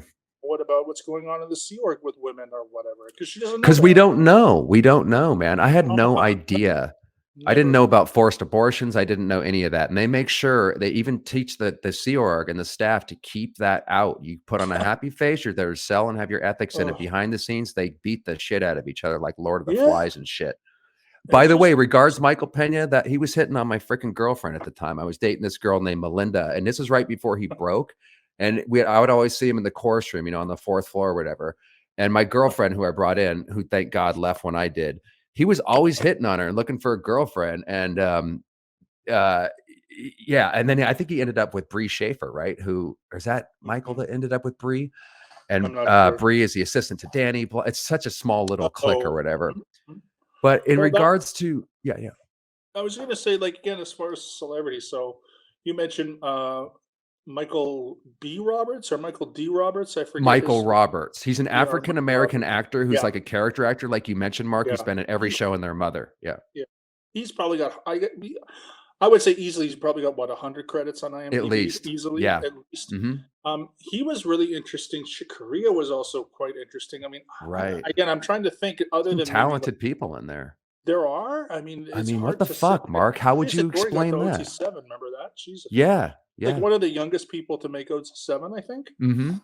Um, Did you just say Jason Doring was the one of yeah, the who Jason Doring. he Jason really Doring was was, man. 7, and he was Talk one about of the looking up to youngest. somebody. Like Yeah, he would be on OT7. yeah. I would go over and we'd do acting training or whatever. We were Hmm. obsessed with like trying to get better and better. And he's super, dedicated. He's a Tom Yeah. Cruise, actor. And like I said, he was doing staff, Mhm. bro. When he would go up and shoot in San Diego, and then he would come back and do staff whenever he could. I mean, and then he's Yeah. auditing on fucking OT7. And I'm sitting here struggling. I mean, his dad would probably give him all the money and shit. And I'm just like, Uh, I'm like, where do I get the money? This and that. I'm just like watching this guy, take off on the bridge, take off on his career. And then when I look back at it now, it's just like, oh my God, I would not trade positions. Cause dude, yeah. that guy's never coming out unless Yeah. something massive happens. Cause you mentioned earlier, he's got the twin sisters and twin brother. I think Yeah. he's got two twin sisters and two twin Yeah. brothers. It's Yes. really bizarre. And they're a full on hardcore Oh, I think. Scientology family. Doug Doring used to run Neopets, and this other Scientology con since then, I'm drawing a blank on it. Some ABC Mouse, was it? Remember? ABC Mouse, I think. So Maybe. Yeah. in other words, there's these really successful, and then Grant Cardone, makes a lot of money, even though he's kind of Yeah. running a pyramid scheme. So how would you answer to Hmm. the question of why Scientology attracts or makes so many quote unquote successful people? Do you have any explanation for that? It's coincidence. I mean, look. Okay, let's Mhm. just look at Los Angeles, right? Let's look at the religious landscape of Los Angeles. I mentioned earlier that when I was on my first vacation, I was not only introduced to Scientology, I was introduced to Ekankar, I was introduced to the Self Realization Fellowship, Soka Gakkai International, Hare Krishnas. But then there's just like regular old churches. Like I don't know if you're familiar with the Bel Air Presbyterian Church. That's had high profile members like the Reagans, Leonardo DiCaprio. A lot of young people who were coming up in the 90s went to the Bel Air Presbyterian Church. I mean, does that is was Leonardo DiCaprio when he was coming up and was on Growing Pains. He and his family were going to that church on Sunday. Does Presbyterianism have anything to do with their success? No. I mean, again, right place at the right time, determination, tenacity, talent is not always a part of it. I mean, it is in some respects, but in many respects, it's not necessarily.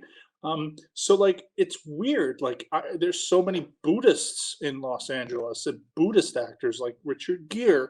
You know, does he thank the Dalai Lama because he became a successful actor? No, it's something that I think is so uniquely a part of Scientology, where listen, Scientology has not contributed to their success. I mean, it's coincidence, and it's again being at the right place at the right time. John Travolta, though, would disagree with you, for example. He, I know, and I they know get him John at the Travolta. right time, and then they're gonna attribute all that's why they put Yeah, up with a lot of stuff, right, Mark? Because apparently, sure. according to Spanky Taylor and Going Clear, she since said something a little bit different. But if what she said was true, he basically was not booking a lot of roles. By the way, his first movie that he ever did was The Devil's Reign, where there's a Yeah, very interesting picture with him with Anton LaVey, I believe it was, in a yep, very, let's just say, cozy position. He was the very. set, he was the set advisor for that very, very satanic movie.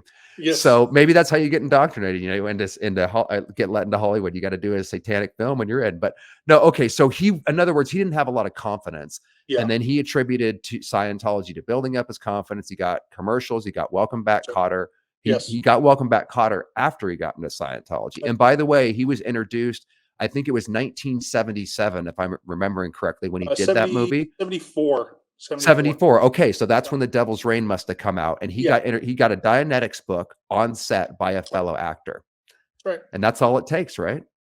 Well, from what I remember from his story, 1974, he's 2021. Mhm. He had gotten roles before. He had gotten commercial roles, but he never broke out into film. So he gets this B movie, which William Shatner was also Right. in, by the way, and a bunch of In the older or actors. some other B movie. He was in The Devil's Reign with Shatner, Oh, I no believe so. shit. You could maybe someone could look up the No cast, but shit. I'm pretty sure. But Okay. there was also a bunch of golden age Hollywood actors that were in as well. I'm pretty sure William Shatner's in it. Again, please, someone can look it up. So he gets this role, and apparently on set, he had trouble learning his lines, memorizing his lines. He was very nervous. Anybody would be. Mhm. Imagine you're Yeah, of 20 years course. old. If I was 20 years old and I was, I don't know, doing with Jack Nicholson, doing a scene with Jack Nicholson, Exactly. even just in the room with Jack Nicholson, I'd be terrified. Exactly. So the idea was he was nervous, and yes, someone on the set, either an actor or I don't know, an actor or someone from the set gave him Dianetics, did some auditing. He went back, or Ernest Borgnine, yeah, he's always good. Yeah, William William Shatner. Shatner. No shit. Um, I didn't even see him oh, in that Keenan movie. Wynn, I love Keenan Wynn. Um, so he goes back to Los Angeles. He does this little Dianetics thing, and he gets Welcome Back, Cotter, and then his Mhm. success is Scientology. But as Spanky says in Going Clear, it's not Scientology. He was a charismatic guy. Exactly. He had gone out on Exactly. tons of different auditions and would get everything because he Mhm. was such a great charismatic guy. He was at the right place at the right time.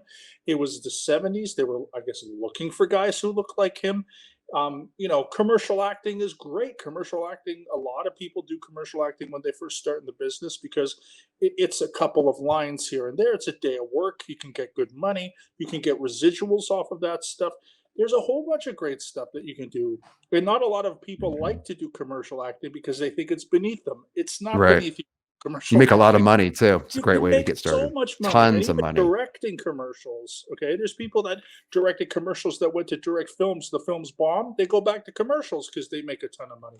So Mhm. Right. David Fincher started with commercials. And we've He seen a went, lot of celebrities go back to commercials during the yeah, pandemic when they lost a lot of work too. I've been seeing, of course. you know, So, but so many people shilling. John Travolta was John Travolta. Scientology did not have Exactly. anything to do with it. Plus the fact I know. I that wish you we could have to tell him look at that. the downs. You have to not just look at the ups, you look at the downs. He spent most of the middle to late 80s and only till Pulp Fiction in 94 in a complete down. And then, Mhm. yes, he got back up there from around 94, maybe to like the early 2000s. Really, Battlefield Earth killed it. And he's been down like that ever since. I mean, Right. he Right. that the movie Gotti is awful that he was in. That was The so movie The funny Fan to watch. It was so bad. The Fan and Gotti was were the awful, funniest fucking movies, but they're great, Mark, because awful. they're so bad. They're Well, gonna that's be the cult thing. classics. Of He was course they definitely will be, not but trying. He was serious about Gotti, man. I could just he tell he was method act that. serious. He probably read every book and everything. He probably thought he was the shit because wasn't he And just his coming whole off life. the Well, OJ thing where he kind of got good reviews for the OJ thing and then he did Gotti right yes, after that. And yes. it's the And he was funniest great movie in OG. ever. He's a great actor. I don't know Yeah, if I you've know. seen Brian De Palma's Blowout. He Yes, is somebody so just mentioned good. that earlier. He's so good in Blowout. Yeah. He's such an incredible actor. I like Primary Colors. He's He is a good fantastic in that. actor. Some And he can people also they do a don't really bomb like too. Phenomenon. Phenomenon's a I more like that up. movie. And there was a It's little bit of fine. did you It's think that was a kind of Scientology-esque movie? Yeah, of For course it sure, was. right? Of course. Yep. He gets Yep. superpowers and then in the end it's a brain tumor. Exactly. Exactly. I Whatever. remember seeing that, Mark, by the way, with my family. And just like when Yeah. Battlefield Earth came out, we were so Yeah. happy because we knew Phenomena was a loosely, based Scientology promo film. Yeah, and then he did Michael, which I remember he was That in. was good too, where he plays the drunk He angel, did the great drunk fat movies. angel. Yeah. He did great movies. And then, of course, Battlefield Earth comes, and he's been doing a lot of B movies, schlock ever since. And you know what? Like, you got to look at the downs. So Tom Cruise has been fairly consistent. I mean, he's been very consistent since at least what Days of Thunder That's a was probably his strategy too. big He movie. plans out everything. He's the Yeah, narcissist leader. He gets I yeah, mean, that guy's a businessman for sure. And I'm yes, sure he only picks parts that are gonna highlight him. And he always plays the same, more or less the the same good guy. guy. But the Mission But yeah, Impossible he's series, I love the Mission yeah, Impossible me series. I too. saw the I first hate one. to admit that, but and I They're I good movies. I will still watch Tom Cruise movies. I probably shouldn't because I don't want to support I that. do. To each their Yeah. own, but yeah, I mean, does it taint your vision though when you see these Scientologists now versus when you were in the cult? Listen, one of my favorite movies that I've loved was a Tom Cruise movie, Edge of Tomorrow, Live, Die, Repeat. Oh, That right. That one movie was is good too. He just amazing. makes Now good it movies. bombed. It bombed Did it? hard.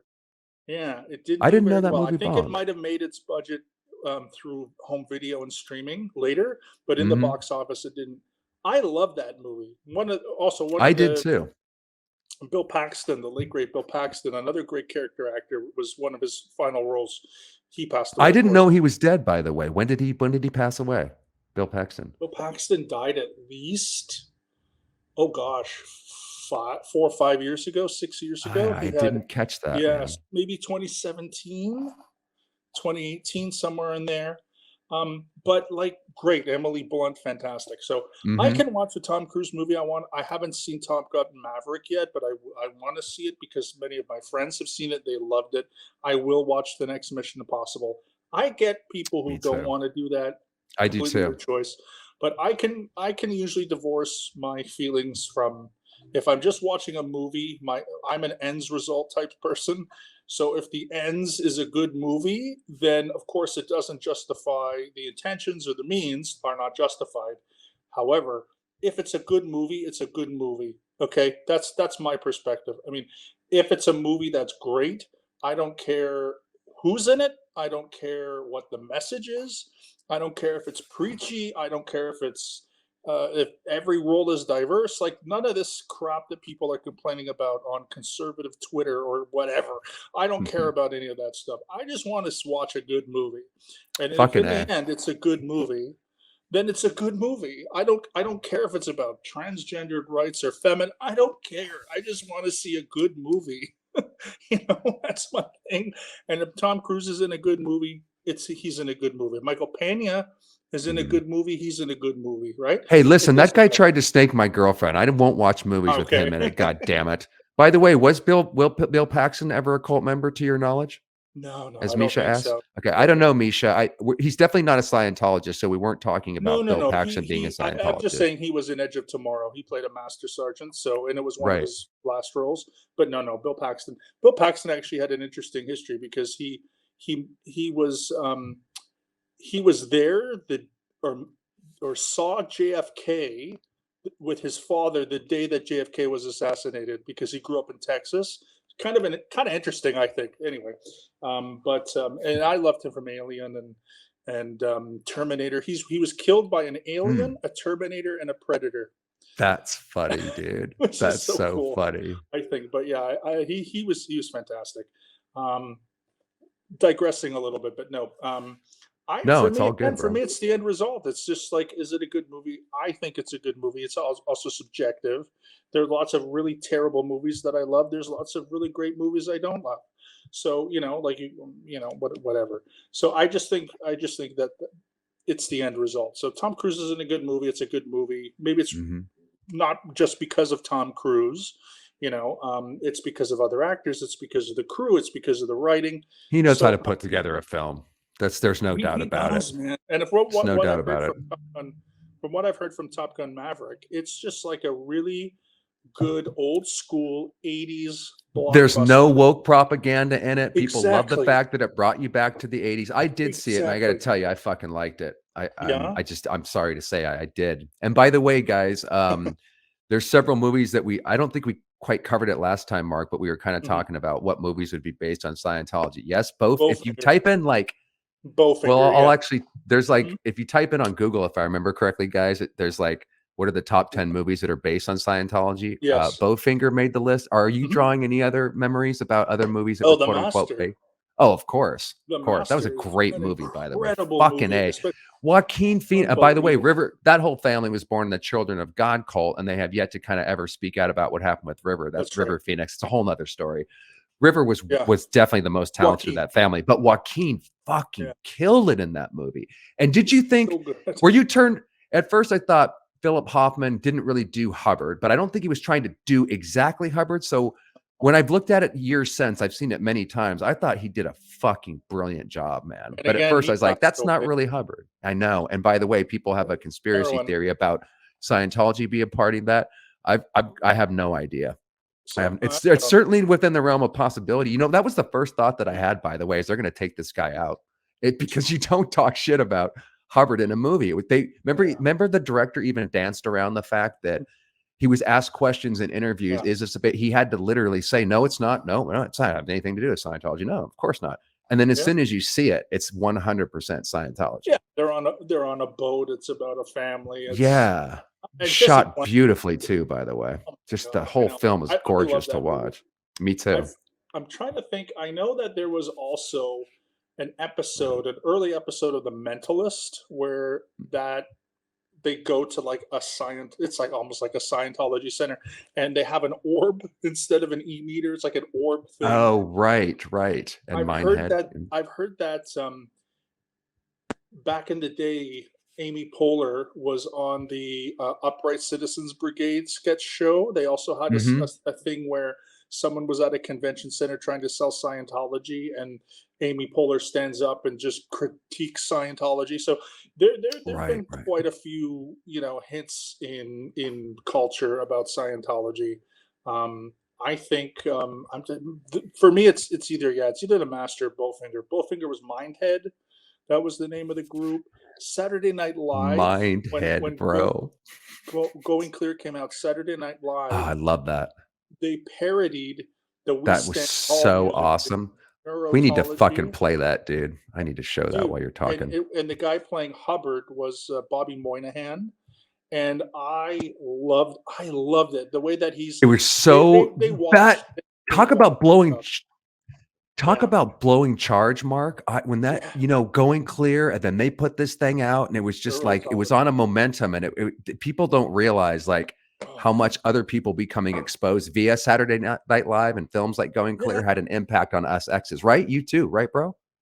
Of course, when I watched Neurotology, I could the Bobby Dude, Moynihan, who played the Hubbard character, Let me play it real quick, and then riff on it. It was Remember that thought, it was and then awesome. The way that he was doing his Hubbard's mannerisms and pointing, yes, and it was and in all black the and white. people.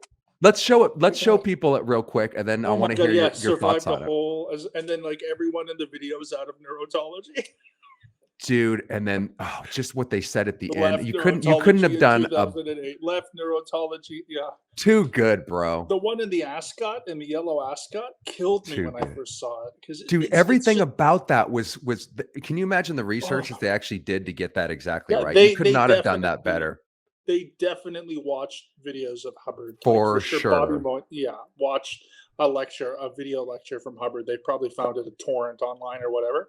Because just him Mhm, pointing to mhm. the map and him doing these exaggerated things, I like you. Not only do we you have to listen to Hubbard's lectures, but there were lots of video lectures, like lots of them that I saw, and he's got that gregariousness and that kind of whatever charisma, whatever you want to call it. Right, right. But they nailed it. I mean, and And the he's only in casting that. too, Mark, the casting. Oh I my mean, god. imagine what they were giving the directions to the people. Like, they probably watch endless Scientology videos to get that glazed look in their eye, that they Uh-huh. all had. Just fucking Saturday Night Live Oh, rules. neurotology. I also love that. Like it's what they call satire religions are also fun too. Neurotology. Thank you for setting that up, by the way. Sorry to interrupt, Mark, but I just wanted to say, Angela's been working behind the scenes to set up a Discord, and apparently it's already off and running. So Cool. we will be discussing that. So we can all get together, guys, and talk. Oh wow. The live streams are cool, but with Yeah. Discord, I'm going to get up to speed thanks to Angela and learn how, we can have a community over there and all heal together from this, can't we? Yes. No. We can. Oh man, that so much. I mean, how much parody has Scientology invited into this world? How much comedy gold have they allowed that wouldn't have existed otherwise? We have to give them credit for that. It's true. And they take themselves so fucking serious, Seriously, you know. right? Everything. I mean, We're if you're an saving the extremely planet, mind, yeah. I mean you South did it Park too, is though, funny. man. We were serious. I mean, I was Yeah, serious, Mark, when I was under that spell. of When you, course. I fucking would have done anything for that, dude. That's what I'm so happy to be out because I would have drank the Kool-Aid. I would have gone the Heaven's Gate route. I Yeah. would have done everything that they fucking told me to do. I did do Right. everything they told me to do. So I think again, I never get tired of saying it, Mark, but congratulations to you and everybody that is not yeah. currently in this because that's as Well, yeah, they Clairview says, very well done. I would What's up, say, yeah, Claire? I would say, yeah, when I was a staff member, I definitely would have done anything they said because I wasn't strong enough physically or mentally or emotionally or spiritually, whatever, to say Hmm. no because, again, I was exhausted every day. I didn't have a lot of food. So if they said, go do something, I would have done it.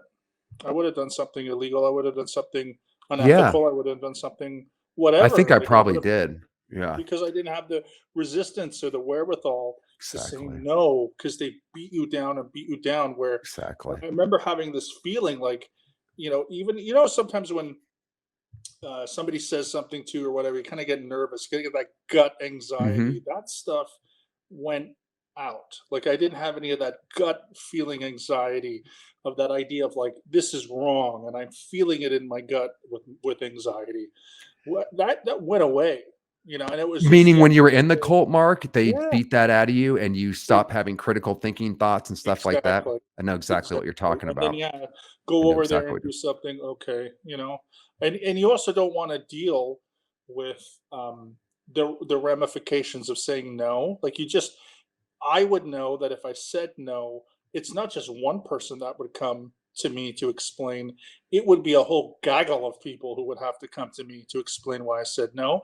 And I just didn't want to deal with it because I yeah. had other things to do and I didn't have the wherewithal and I didn't have the resistance to actually stand up and actually say, like, no, this is wrong. I don't want to do this. It's more like just say yes and it'll all go away.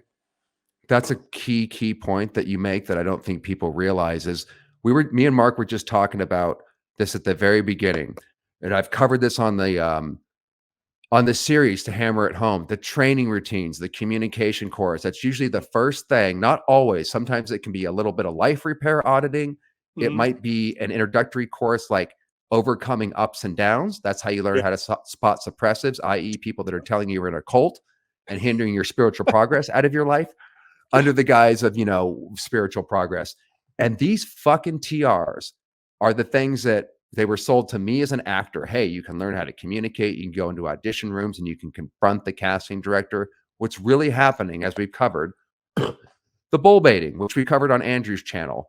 Again, he put out some fucking clickbait video of me, the ex-Scientologist bull baits. God damn it, man. I didn't bull bait him, and I told him I wasn't going to bull bait him because I don't like doing this. But what it does is it teaches you how to be desensitized, how to take abuse and Mhm. give it. One of the key concepts taught in Scientology is how to be controlled, and then you have to have a willingness to be controlled. And that's really logical under the guise of a communication course. And this is why Scientologists always do their TRs all the way up the bridge. It keeps the light, hypnotic, suggestible state going. Mhm. It allows you to continue to not report on abuse that you're going to see. It Yep. desensitizes you, is exactly like Mark was saying. So we might go in there like him. He might be a strong individual. He has his critical thinking skills, like all you guys have, that Yeah. are looking at us going, how can they fall for that? You add in the sleep deprivation that he was under. Even the public, they keep you busy, busy, busy, back on the farm with the other animals, no time to think.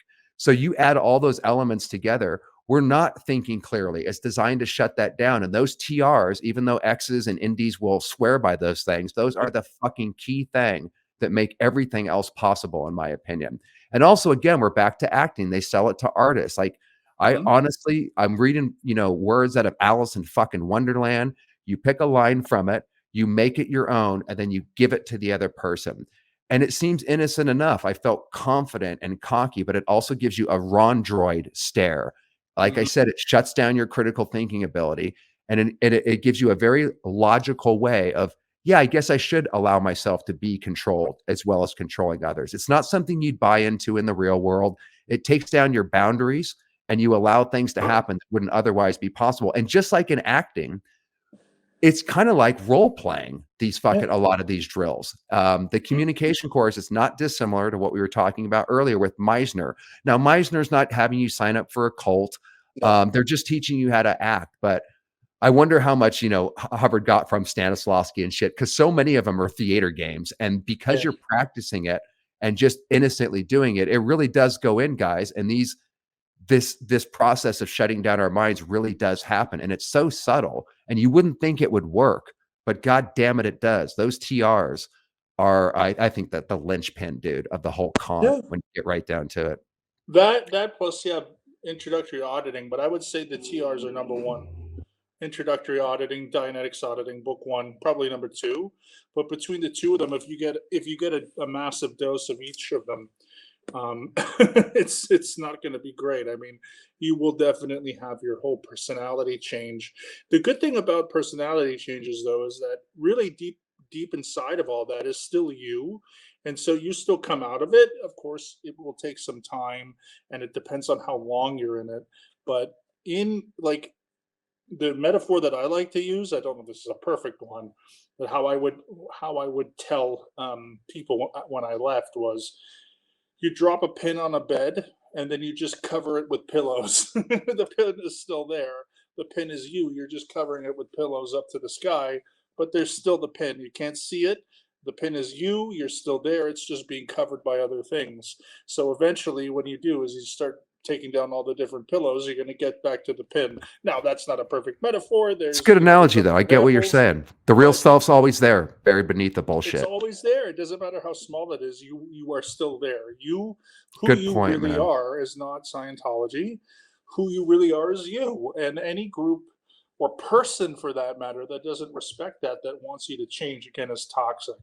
So you shouldn't have to change everything about yourself to appease a partner, Good to appease point. a job, a boss, whatever. That's Good incredibly point. toxic.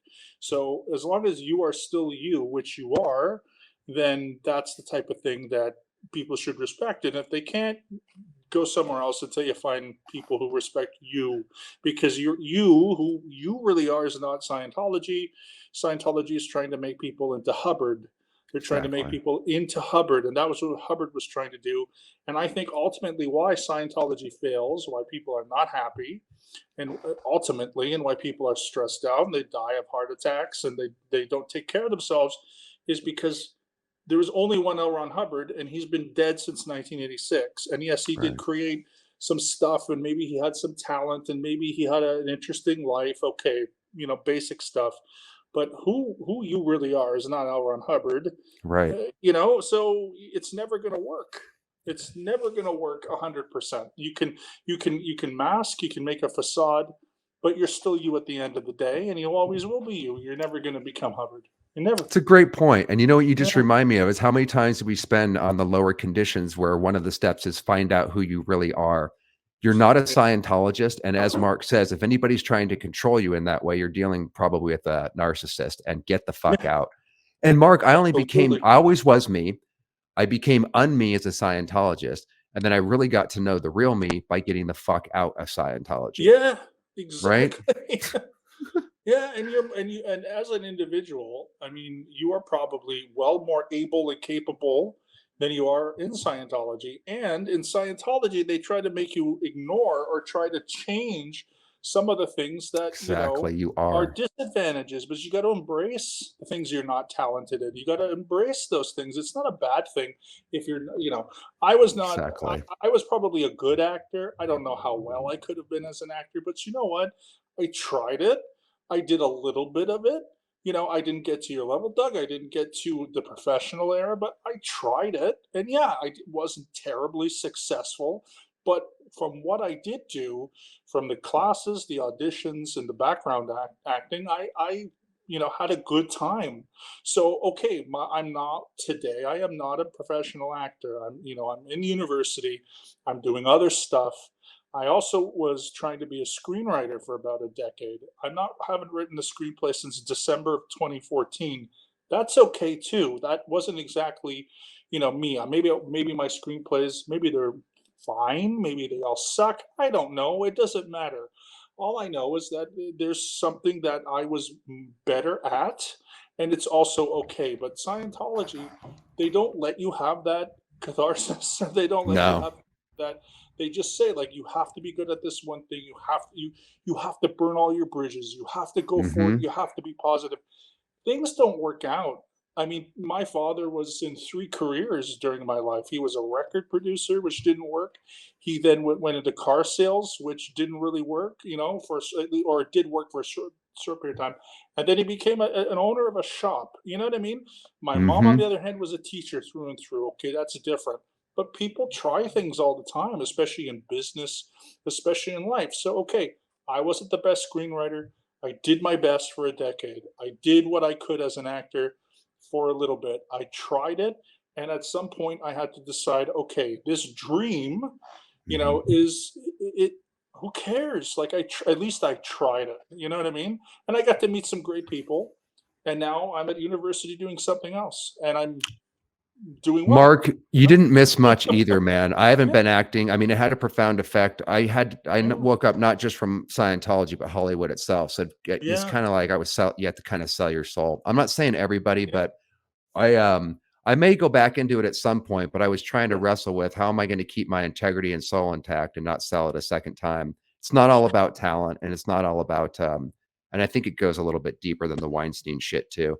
So yeah, yeah, but but yeah, you know what? So I'm just saying you didn't necessarily miss out on anything, bro. exactly. Um, and God damn it, you know what I got to tell you though? It's the weirdest thing, Mark. It's like I worked my fucking ass off and sacrificed everything for a little less than a decade to finally get my first part, and then I did a few guest stars. I was booking, and then I Mhm. signed with Buckwald, which was a big mid level agency.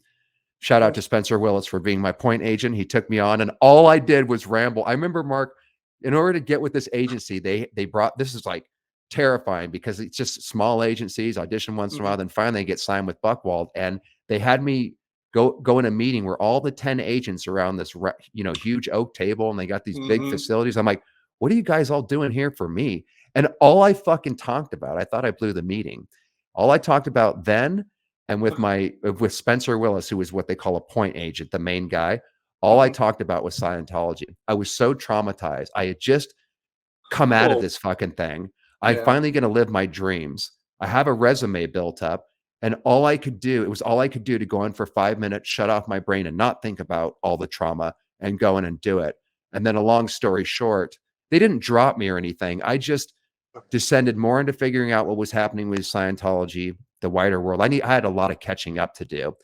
And then Hmm. that turned in from I was guaranteed to have a career to now I'm living in my car going down the rabbit hole. What the hell's happening to me? Why is my family turning on me? How do I get them out of the cult? Why am I losing my mind?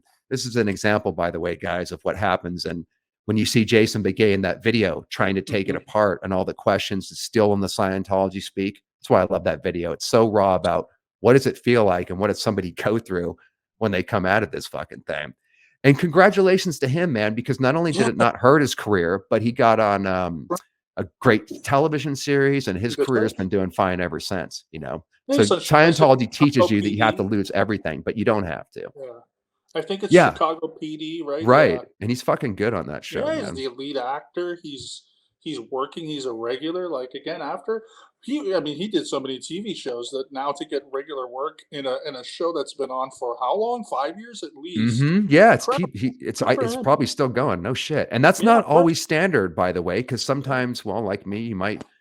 It depends on what your situation is, how much decompression you have to do. But it completely destroyed me for a while, bro. And like I said, maybe that was just a temporary thing. I'm not super jazzed to go back into Hollywood. I've actually gotten more. You know what it was? You know what it was, Mark? I wanted to. We were taught how to speak the truth, not act.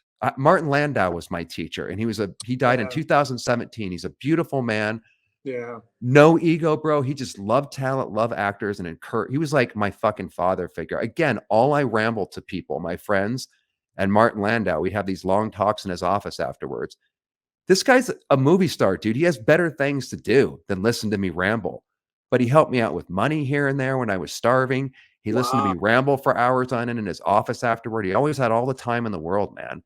And he was a huge, huge part in being able to get out of this mentally. We have to have people, right, Yeah. Mark, that we can talk to that understand. Sometimes, he had an experience with a friend who was in Synanon, and he was comparing it Okay. to Scientology. And he didn't really totally understand it. So I had to educate him. And often he would just say, Doug, look, you got talent, put this aside, just go Yeah. back into acting. But so even he didn't understand that it's not that simple. Yeah. What you can do for a cult member is just listen to him ramble for however long it takes. But again, I think we talked about this last time, or I talked about it with Marcus or somebody. I wouldn't want to listen to or be around myself when I was coming out. I was a drag on my friends, and it's not what your friends and everybody wanted to hear. Sometimes Martin would get really stern and kind Mhm. of put his TRs in and say, Doug, you need to fucking stop with this shit. Yeah. Oh, that would hurt, Mark, because Yeah. we need to talk about it is what we need. Well, I told you Yeah, I briefly just met Martin Landau 2009 in the spring at one of the restaurants in Santa that's Monica right. Promenade. He He's the was sweetest really guy. nice. Like I just He whenever is. I don't like to approach celebrities too much, but my first thing is always to disarm, to say, I hope I'm not disturbing you. I'm very sorry. I just wanted to say this, and then leave if that's the case. He was really, really nice to me, and Yeah. again, one little 5 minute encounter. I asked him about Rod Serling because I'm a huge fan, and like Hmm. I just got a really, really good impression of him. So for you He to then really say is you like knew him, that in real yeah, life. He really and is, and for he would have and talked then to you again your forever. stories, yeah. I would Hmm. have loved that. Would have been cool. I wish I kind of had said If to he had him the like, time, he would have. I watched him do like anybody. Anytime he was approached by a fan or whatever, he's not egotistical. He really yeah, loves. He was in Scientology. What they say, they have this phrase where interesting and interested. Remember that? yeah, And the goal in Scientology, even though it's actually the opposite in practice, oh, is in order to be a good communicator or a good person, you need to be interested and stop mhm, trying to be interesting, which was a yeah, mind fuck, by the way, Mark, because Martin and the other teachers were teaching me not to be interesting in an egotistical way, but an actor has to right, capture attention. You have to learn how to use mhm, your body. He was teaches the fine art of drawing people's attention in. So that mhm. was a contradiction of the Scientology mind fuck too, man.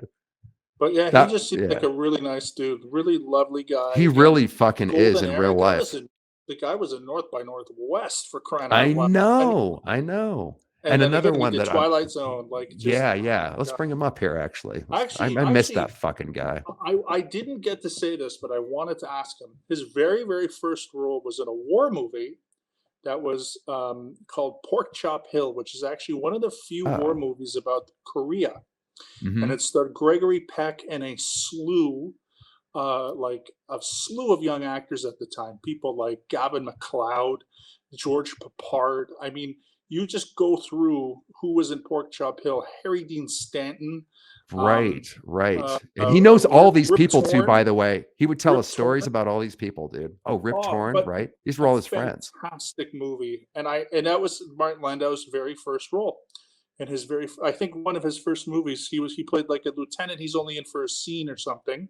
But I Mhm. wanted to ask him about that. I guess if I have a time machine, I'll go back and ask him. I But know. I he miss just that seemed like a fucker, really, man. really great dude. And I just, yeah, I again, and having you having that connection to him, and him being I literally so like lucky. one of the very few sort of people that I actually did say like, hey, because you can walk around town. I saw Jason Segel one time, like whatever, Jason Segel. fine. He seemed like a nice guy, but then again, I never really met too many celebrities. When I was interning, I mentioned before I met Woody Harrelson. He's fantastic. He's a great guy. And Oh, then I did background yeah, work, and he was in his trailer smoking weed and shit. He was like a yeah. complete stoner on set. Yeah, he's like that in real life. He's a very cool But guy. yeah, anyway, it's interesting the people that you meet and how some people are just completely horrible and some people are just like Martin Landau and Woody Harrelson and they're just Mhm. sweet and nice and wonderful people.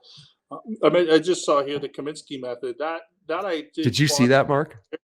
Yeah, just recently, just maybe a few months ago, I watched all three seasons. That was cool. That was really fun. And I really loved it. I mean, again, they only did 3 seasons, I which know. I think was good to kind of bookend it. I Kinda do wanted a too. little bit more, but I think the final episode, no spoilers, on what Yeah, happens don't say to anything. Michael Douglas's character, great, What did you think of Haley Joel Osment and his uh, impersonation of a like, Scientologist? fantastic. Fucking nailed it, bro, right? Oh my Fantastic. god. Now, do you think he was ever how do you think he researched that? I mean, Do you think he actually went down to the celebrity center and hung out with Scientologists undercover and who shit? who Because he knows? I mean, nailed that fucking thing, Mark. I That love was that. not something you can get just from reading a book, I don't think. No, no, no, He no. He fucking had the impingement, I mean, the that guy's been presence. acting. I mean, I remember him from The Sixth Yeah, Sense. That of was course. 97 or Mhm. 8 or 9. Somebody can tell me. But Oh, no, he was just great back then. Marcus says he thinks he has Scientology friends. Of course he would, right, Marcus? Because he's gonna be in Sure. LA and he's gonna know people that are Scientologists. He's gonna pick their brain, Yeah, of right? Yeah. course he will. But no, it was amazing. And then the whole thing with Flag, when they mentioned Flag, I'm like, Yes, what is and it? also they what was so bitching about that as compared to Bowfinger and some of the other ones, not Yeah, only did they make it obvious it's about Scientology, but the terms that they yeah, used were so insider that you yeah, really have to be he says he's a flag trained class 8 auditor. That yeah. means nothing to people that unless they're Scientology watchers. So the fact that they got so technical was fucking hilarious, I bro. couldn't believe it. And yeah, and Me Haley Joel is a neither. I couldn't fantastic believe it. actor too. And by the way, it was Marcus that turned me on to it, man, so I appreciate that, bro. Yeah. I didn't watch it until fairly recently. So By the way, we're he's talking about the Kaminsky Method, guys. If you haven't yeah, seen it, it's Michael Douglas. He runs an acting school. yeah. And then there's Haley Joel Osment. I won't Mhm. no spoilers, but he plays a Scientologist and it's fucking hilarious. It's awesome. Yeah. Another one that I like about acting is Barry on HBO with Bill I Hader haven't seen and that. Henry Winkler. And I'll have to check that out, man. Henry Winkler plays, in my opinion, one of the greatest fictional acting teachers, Henry Kusinau. He is so good in this role, and like he's an eccentric acting teacher. He's the guy who takes himself too seriously.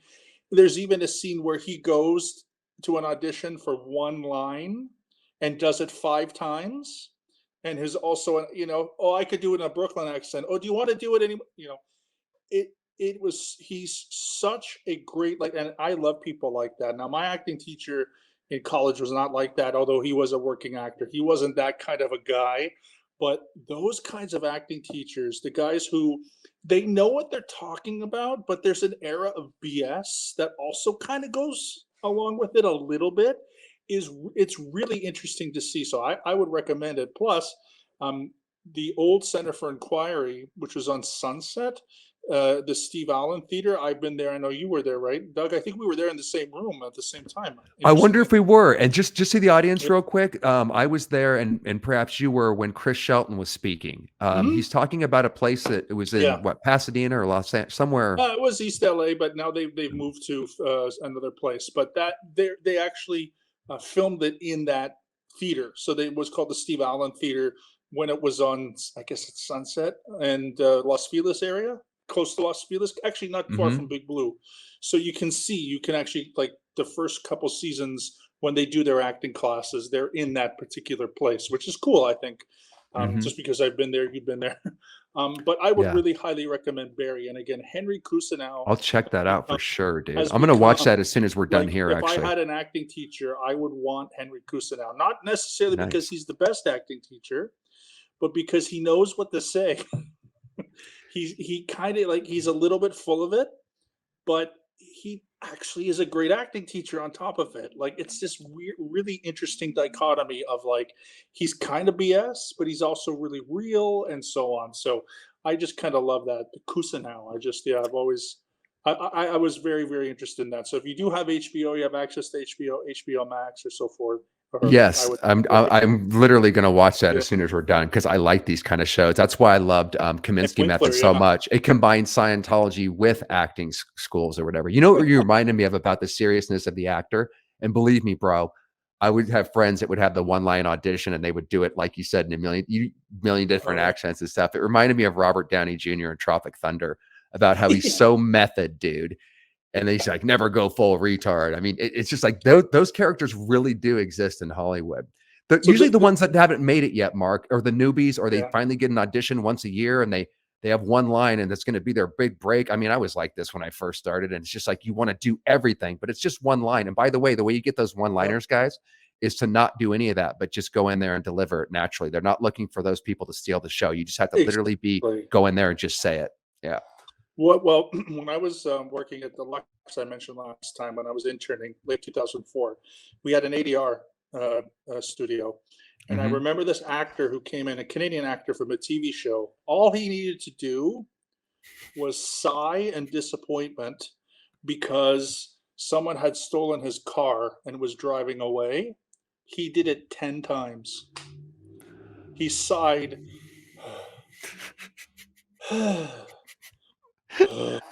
Mark, which one do you think? I mean, is it this one or is it that one? Yeah. Bro, 10 that times. was my life hanging around here. This And is what even the ADR tech was like, we just wanted the guy to come in and sigh. Took it seriously. I mean, you can't blame the guy for really, but it's like, and then he was thinking to himself, well, what kind of sigh would it be a disappointment sigh? Would it be an exasperated Could sigh? And you imagine the the director casting was director? there. This guy was part of the cast of the show too, so he was like Oh he was a shit. regular on the show. Oh So, shit. and the director was just like, it's a sigh. That's That's what the all they director. really want to hear. And Mark, can you imagine what the Oh, casting directors have to put up with seeing 50 people a day and all the oh neuroses of these Hollywood hopefuls? God. I could, and That Henry Winkler goes, I could do it another way. It's so that's funny. so I it's think so that's actually like, true though. It's yeah. accurate. He's like, whatever he says, there, whatever the line is, let's just make up a line and say, oh, you butted, you know, I'm in line, not you. And then he's like, I can do it another way. Like, it's just two cent or whatever. You'll That's watch it, so you'll laugh. funny. He's just Kusanao is just brilliant. Barry, right? Barry on It's HBO? very, and it's kind of a mix because it's action, but it also has this sort of, I guess it's a B story where he's doing these acting classes. So again, I highly recommend it because there's a lot of there's a lot of realism. Like, you will notice, especially not only just male actors but female actors, kind of archetypes that they play in this show, and you have met those people in acting classes in LA, Dude, they or really exist. yeah, the one who's like, again, the really method one, the one who's a little Mhm, bit maybe aloof a little bit, and mhm, there's, the serious, and then there's the one that's kind of just taking it for interest. It's mhm. really cool. Like, again, you've been to acting classes with these kind of archetypes of people. um and That it's was just great. It's just that was one fantastic. of the things that I really liked about the Scientology acting classes in particular, now that you Yeah, mention it, because when the actor studio, by the way, that was yeah, like, I don't know how the fuck I got in. I think it was like, it almost yeah. seems like meant to be to get out of Scientology, because I needed to be out of Bobby Lyons' class and surrounded by Scientologists and into Martin's Mm, class in the actor studio. And it is wow. really hard apparently to get into. But me and Nick Lashway, again, we're back to my best friend who's not with us. We got in right away. And it was just being in and around the quote unquote WOGS. I never want to say the real word, because it's degrading.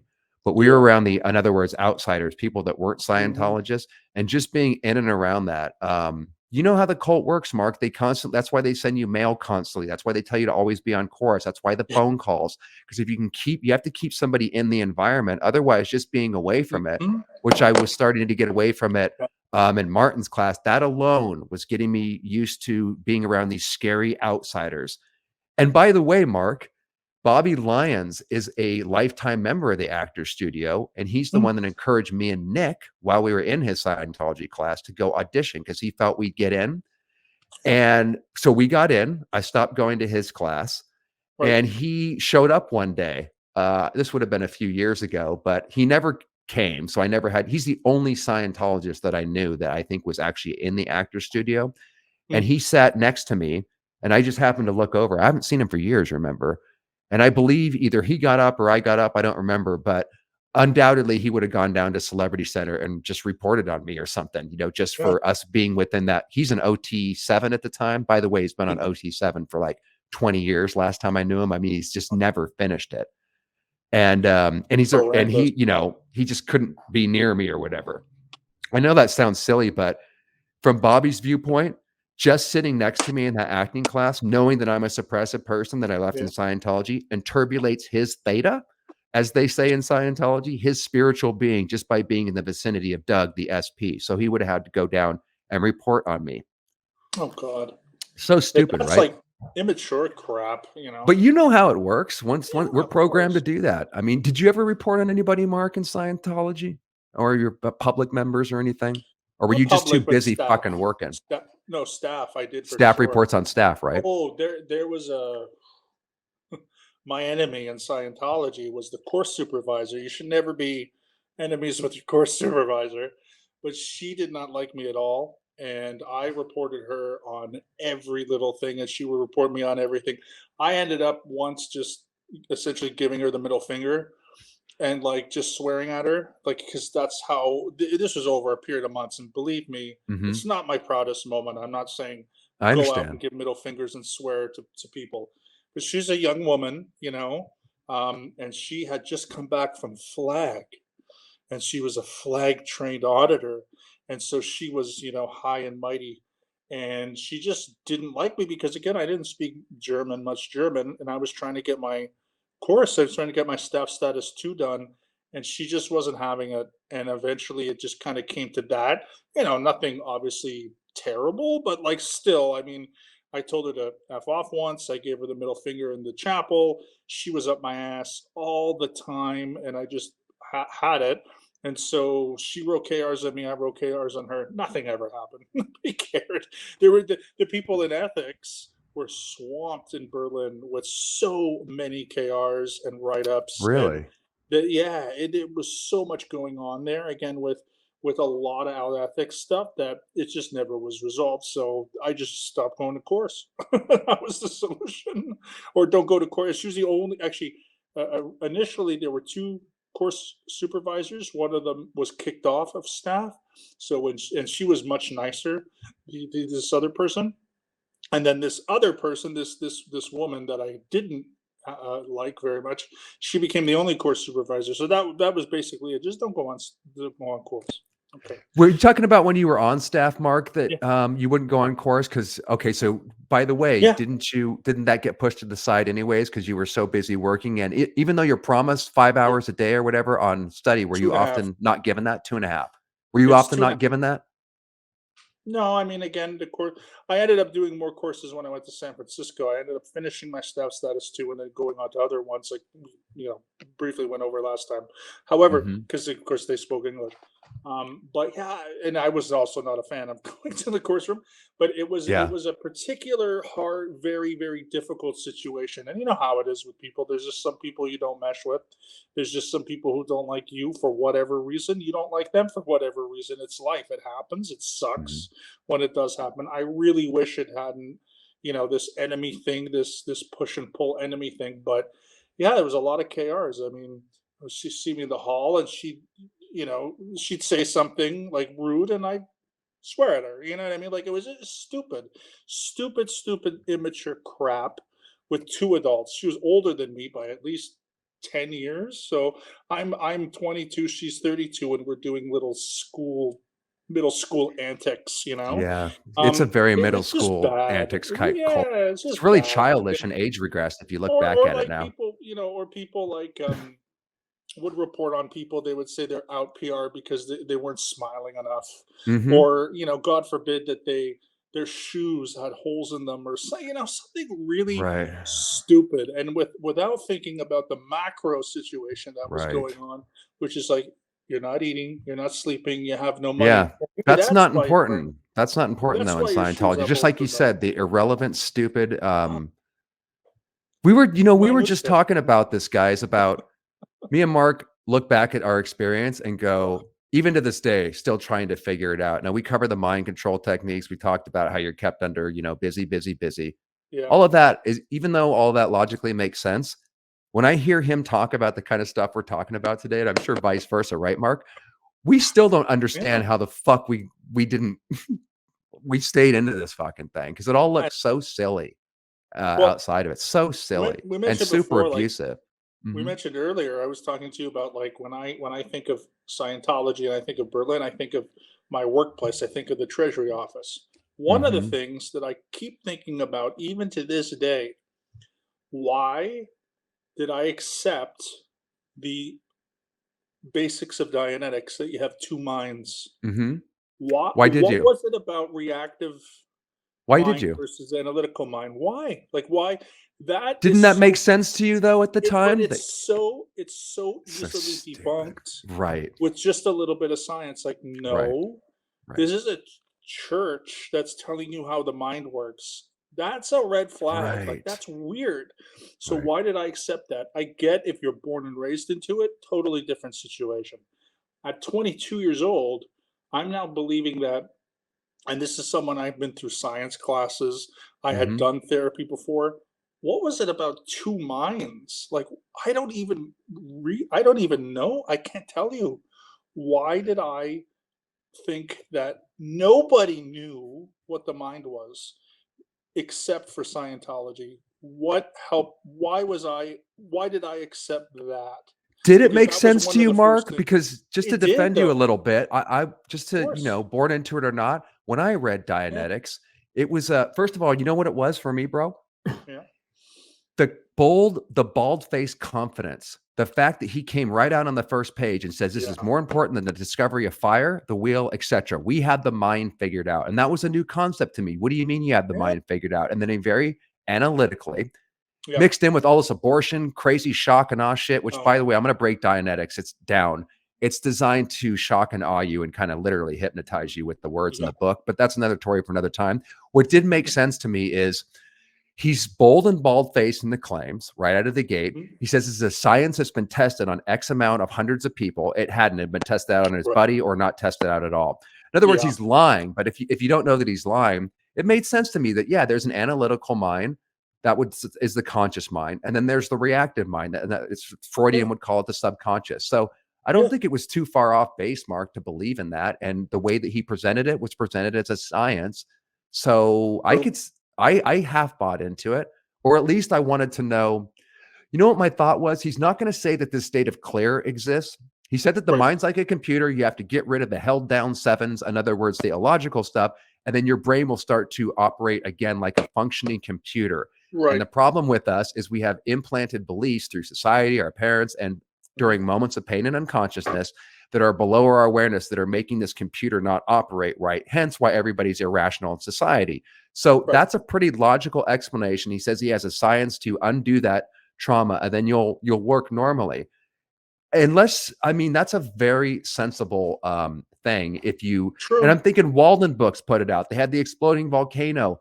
Yeah. It's supported by a real publisher. They're not going to. He's not going to be. Obviously, the state of clear exists, Mark. They're not going to publish bullshit.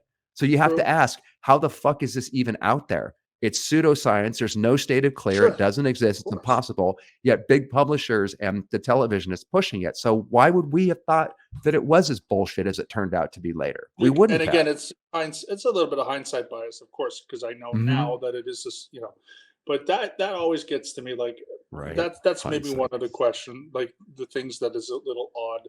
That, and then what kept me working for those hours for such little money, and it's things that go beyond just the surface level. I mean, it really is Mhm. like, why are you there? You're there not just for yourself. There's no small like micro decisions that happen.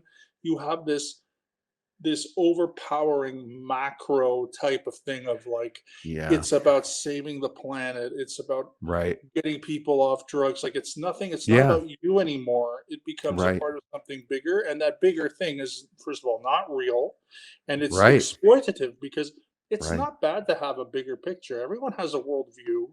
Everyone does. I mean, that's the whole point of why people vote, why people, if they Mhm. do or don't have religion, or if they don't vote. Like, there are tons and tons of worldviews that people have. I'm fascinated by all of them. I Mhm. try not to judge. Obviously, there's some worldviews I don't agree with more than others. Of course, everyone does.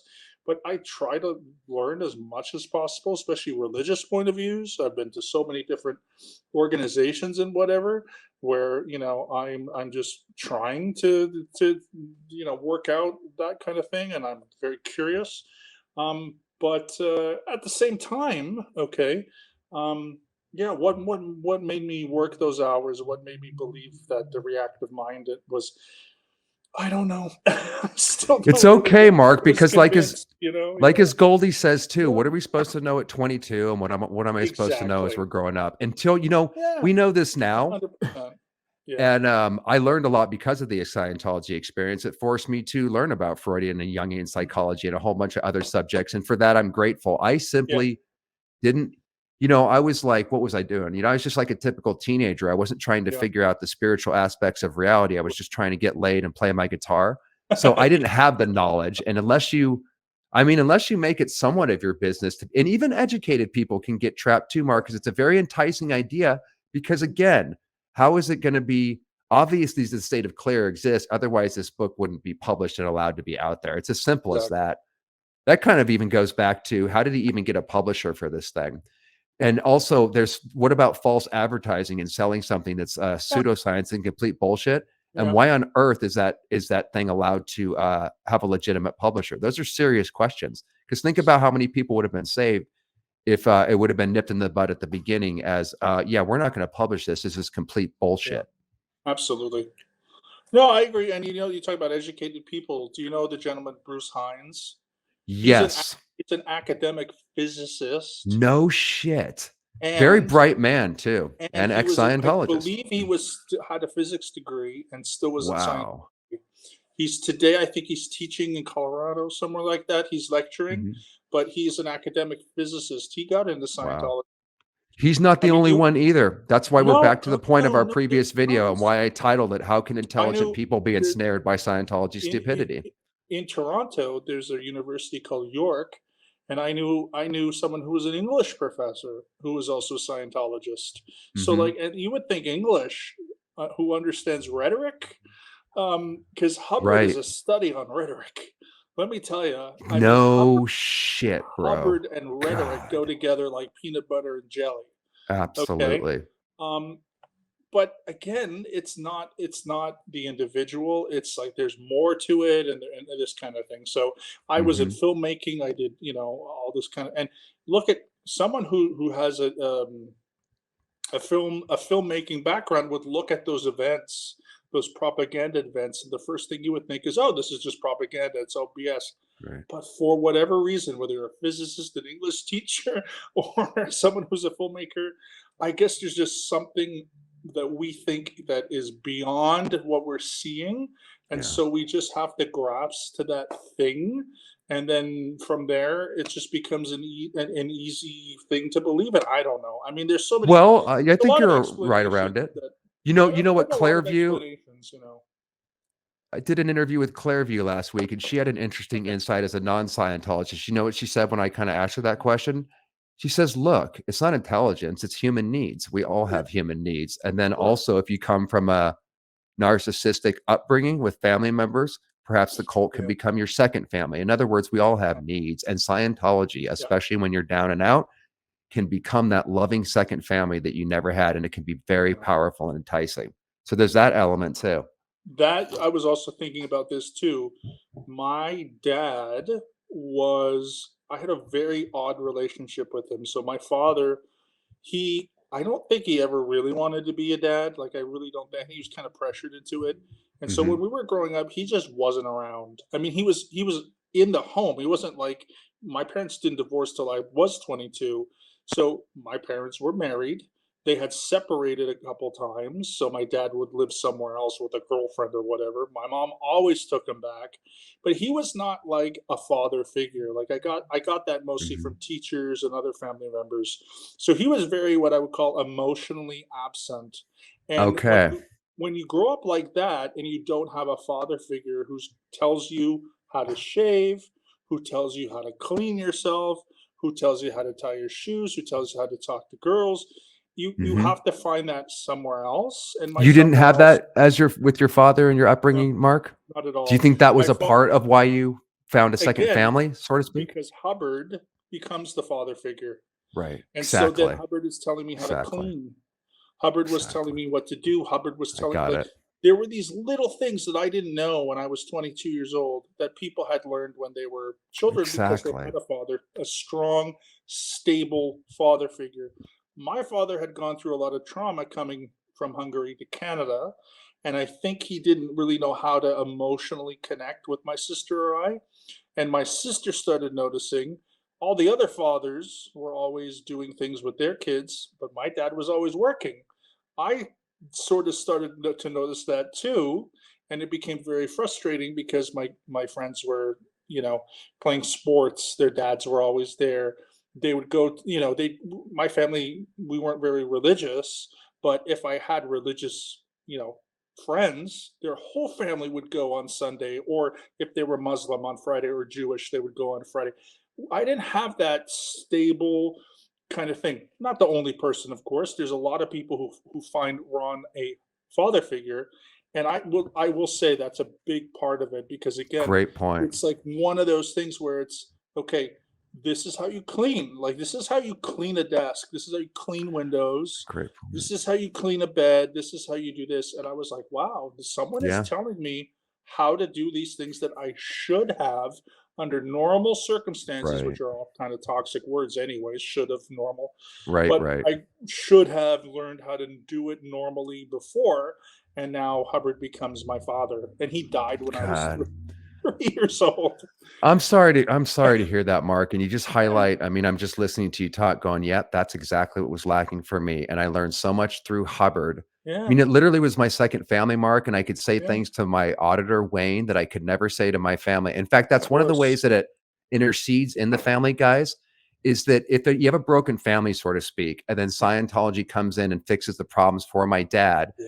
and then it also fixes my problems, but yet none of us we can't share our case with other family members. So it's a Yeah. weird thing of like I was closer and more open in an auditing session, and the Scientologist became my best friends, and Mhm. I could tell them things that I couldn't share with my family, and my dad can share Mhm. things with them too, which is secret from my mom and the rest of us. So we never become close as a family. The secrets build and build and build, and we Yeah. all get thrust into having more and more of a narrow life and more trust in Scientology. Again, I think this thing's laid out on purpose, and it's so Yeah. subtle and so slow and so insidious that you only, if you're lucky, get out and discover what happened to you It's like death by 1,000 cuts. You only realize that when you get the fuck out. But when you're in it, Yeah, I didn't suss that any of this stuff was happening.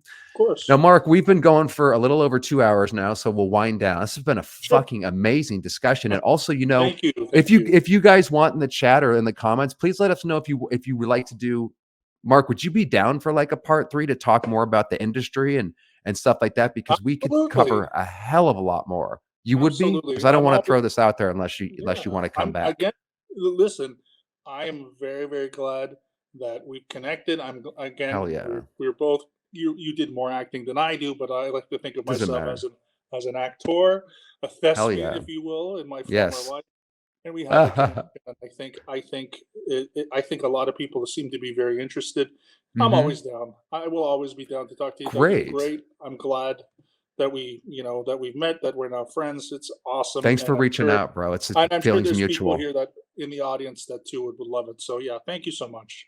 And yeah, Thank you, bro. I want to do a 3 and whatever else in the future would be great too. Guys, if you want to, me and Mark, we were planning on doing the industry thing, and we just, spent about the first hour on it. But if you want to talk more about Yeah, Hollywood, Scientology, we could just talk about this forever. And also yeah, having him on and being able to bounce this around, it'll just save me a lot of work on the videos because we can cover. Often you guys have a lot of questions that you leave yeah. in the comments. And when we do the next one, perhaps we could just do a Q&A and answer Yeah. anything that's on your mind because it'll save me time. And plus, there's a lot to say about the industry in particular, which we didn't get to cover. So please let us know if you'd like a part 3, and then Mark will come back and do that. And then also, guys, any other questions that you have in the last 10 minutes here or whatever about anything, the industry, anything we talked about, throw them out here, and we'll as we wind down, we'll answer a couple more questions. But next time, guys, if you want it, we'll have them come back. We'll just do a Q&A and line up all your questions, everything you've wanted to ask. Yeah. Like I said, so I don't have to answer them endlessly in the comments, and we'll answer all of them just in order. And yeah, they're saying they want you to come back, dude. I guess 1 Oh, means yet you come guys back, so 2 much. means Yeah, no. thanks everyone. And thank you, Goldie. Thanks always. Yeah, You're busy over on frickin' Aaron's channel modding and stuff. I mean, I don't know how you have enough hours in the day, but I really appreciate it. Angela, thanks for word clearing. She's the word clear I see in the chat. I mean, these wonderful people have come into my life just yeah, by I met you. Goldie's been picking up the slack. Like I said, Angela clears all the words that people don't understand. Just I really appreciate it, guys. Everybody yeah. that's just hanging around. So let's see. Yeah, maybe guys, we'll just go ahead and answer any questions. Leave them in the comments, and that's what we'll take up. And then I'll go back and watch the live chat, and I'll write down all the questions that you guys had here to start up the next one. Sure. And anything at all you want to ask pertaining to this subject, please ask away. So, Mark, do you have anything that you'd like to say, just so we don't end super abruptly, that we may have left out before we pick up the next one? Oh, just that whatever Scientology is selling comes with a grift. It comes with a gimmick. It comes with dishonesty, and that is part of deceptive recruitment. And so, if there happens to be, whether it's now or in the future, someone who wants to get into acting and wants to move to LA is watching this, whenever Don't you're do it. watching this, you don't need Scientology. You have it Absolutely. within you, and Absolutely. you can get as big or as small as you want to. You just have to follow some basic steps that you will learn from other actors. Network, network, network, and And that's work hard. And if it's yeah, too good to be true, it took, I can yeah, honestly say, Mark, to just tagline onto what you just said, I became an actor because I fucking did the work. yeah, I had good teachers. It took forever. And also, I probably wouldn't do it a second time because it's a little bit rigged. I was naive. I yeah, believe talent rises to the top. I'm not trying to disabuse anybody. I'm just sure, talking about, you live and you learn. yeah, But you absolutely, like anything in life, if you want to be good at it or you want to have success, you just have to work your ass off. There's no yep, shortcuts, period. Not in acting, yeah, not in building a roof. And even in Scientology, to be a good Scientologist, you can expect to work your ass off in a mind control, George Orwellian fucking prison. So yeah, skip Scientology. You have all the abilities within you, as Mark said, and yeah, you can actually save a life of pain and follow your dreams without any kind of cult, not just Scientology. Somebody mentioned that Haley Joel Osment. What cult was he in? And also, the chat's fantastic, man. Had a lot of good information about who was in which cult. And then you Oh, mentioned that Ben Foster was in TM, which, yeah. by the way, guys, I have a video on my Bitchute channel, which I highly recommend checking out, called David Wants to Fly, which is a behind the scenes look at TM, because TM Yeah. seems innocent enough. And I'm not, whatever people want to do, to me, it reminds me of the TRs, where in TM, you get your mantra. I think it's a couple $1,000s. And it's just basically a way to go into meditation mode. Yeah. Nothing wrong with that. I'm just saying, if you don't know about the behind the scenes, this movie features David Lynch and stuff, and whatever. Go check out that video, because it's very, very similar to Scientology. Not only its desire to take over the world, but the techniques of how to go into meditation mode. They say you can learn how to fly while they're actually just hopping around. It's hilarious. Yeah. And yeah, it is kind of remarkable, Mark. Maybe we'll pick it up there next time, about how many Hollywood actors actually do come from A, abusive relationships, or Yeah. B, something very similar, cults. Then we have Rose McGowan, who grew up in the Children of God Yeah. with River Phoenix. And that's where we'll start it off from next time, because I have a whole list of celebrities that are in various cults. And that does seem to be Hollywood seems to be kind of like maybe at a place to attract lost souls. People are looking for love outside of themselves or from broken Mm, families, right? Oh absolutely. yeah. Yeah. And Lynch is way out there, way into TM, and makes some fantastic films. So just, you Yeah. can be a cult member and you can still make great work. Yeah. Anyways, Mark, hey brother, I really appreciate you coming on. And Thank you. just because, like we said earlier, and I talked about this with Marcus the other night, it's really nice to finally have ex-Scientologists to talk to. It's almost like an instant kind of friend thing, because we share a shared mutual trauma experience. And I don't have to explain my fucking story to you and you don't have to explain it to me. We get it instantly. And guys, thanks for the lovely chat. We always have great people. And until the next one, enjoy the rest of your weekend, my friends. So yeah.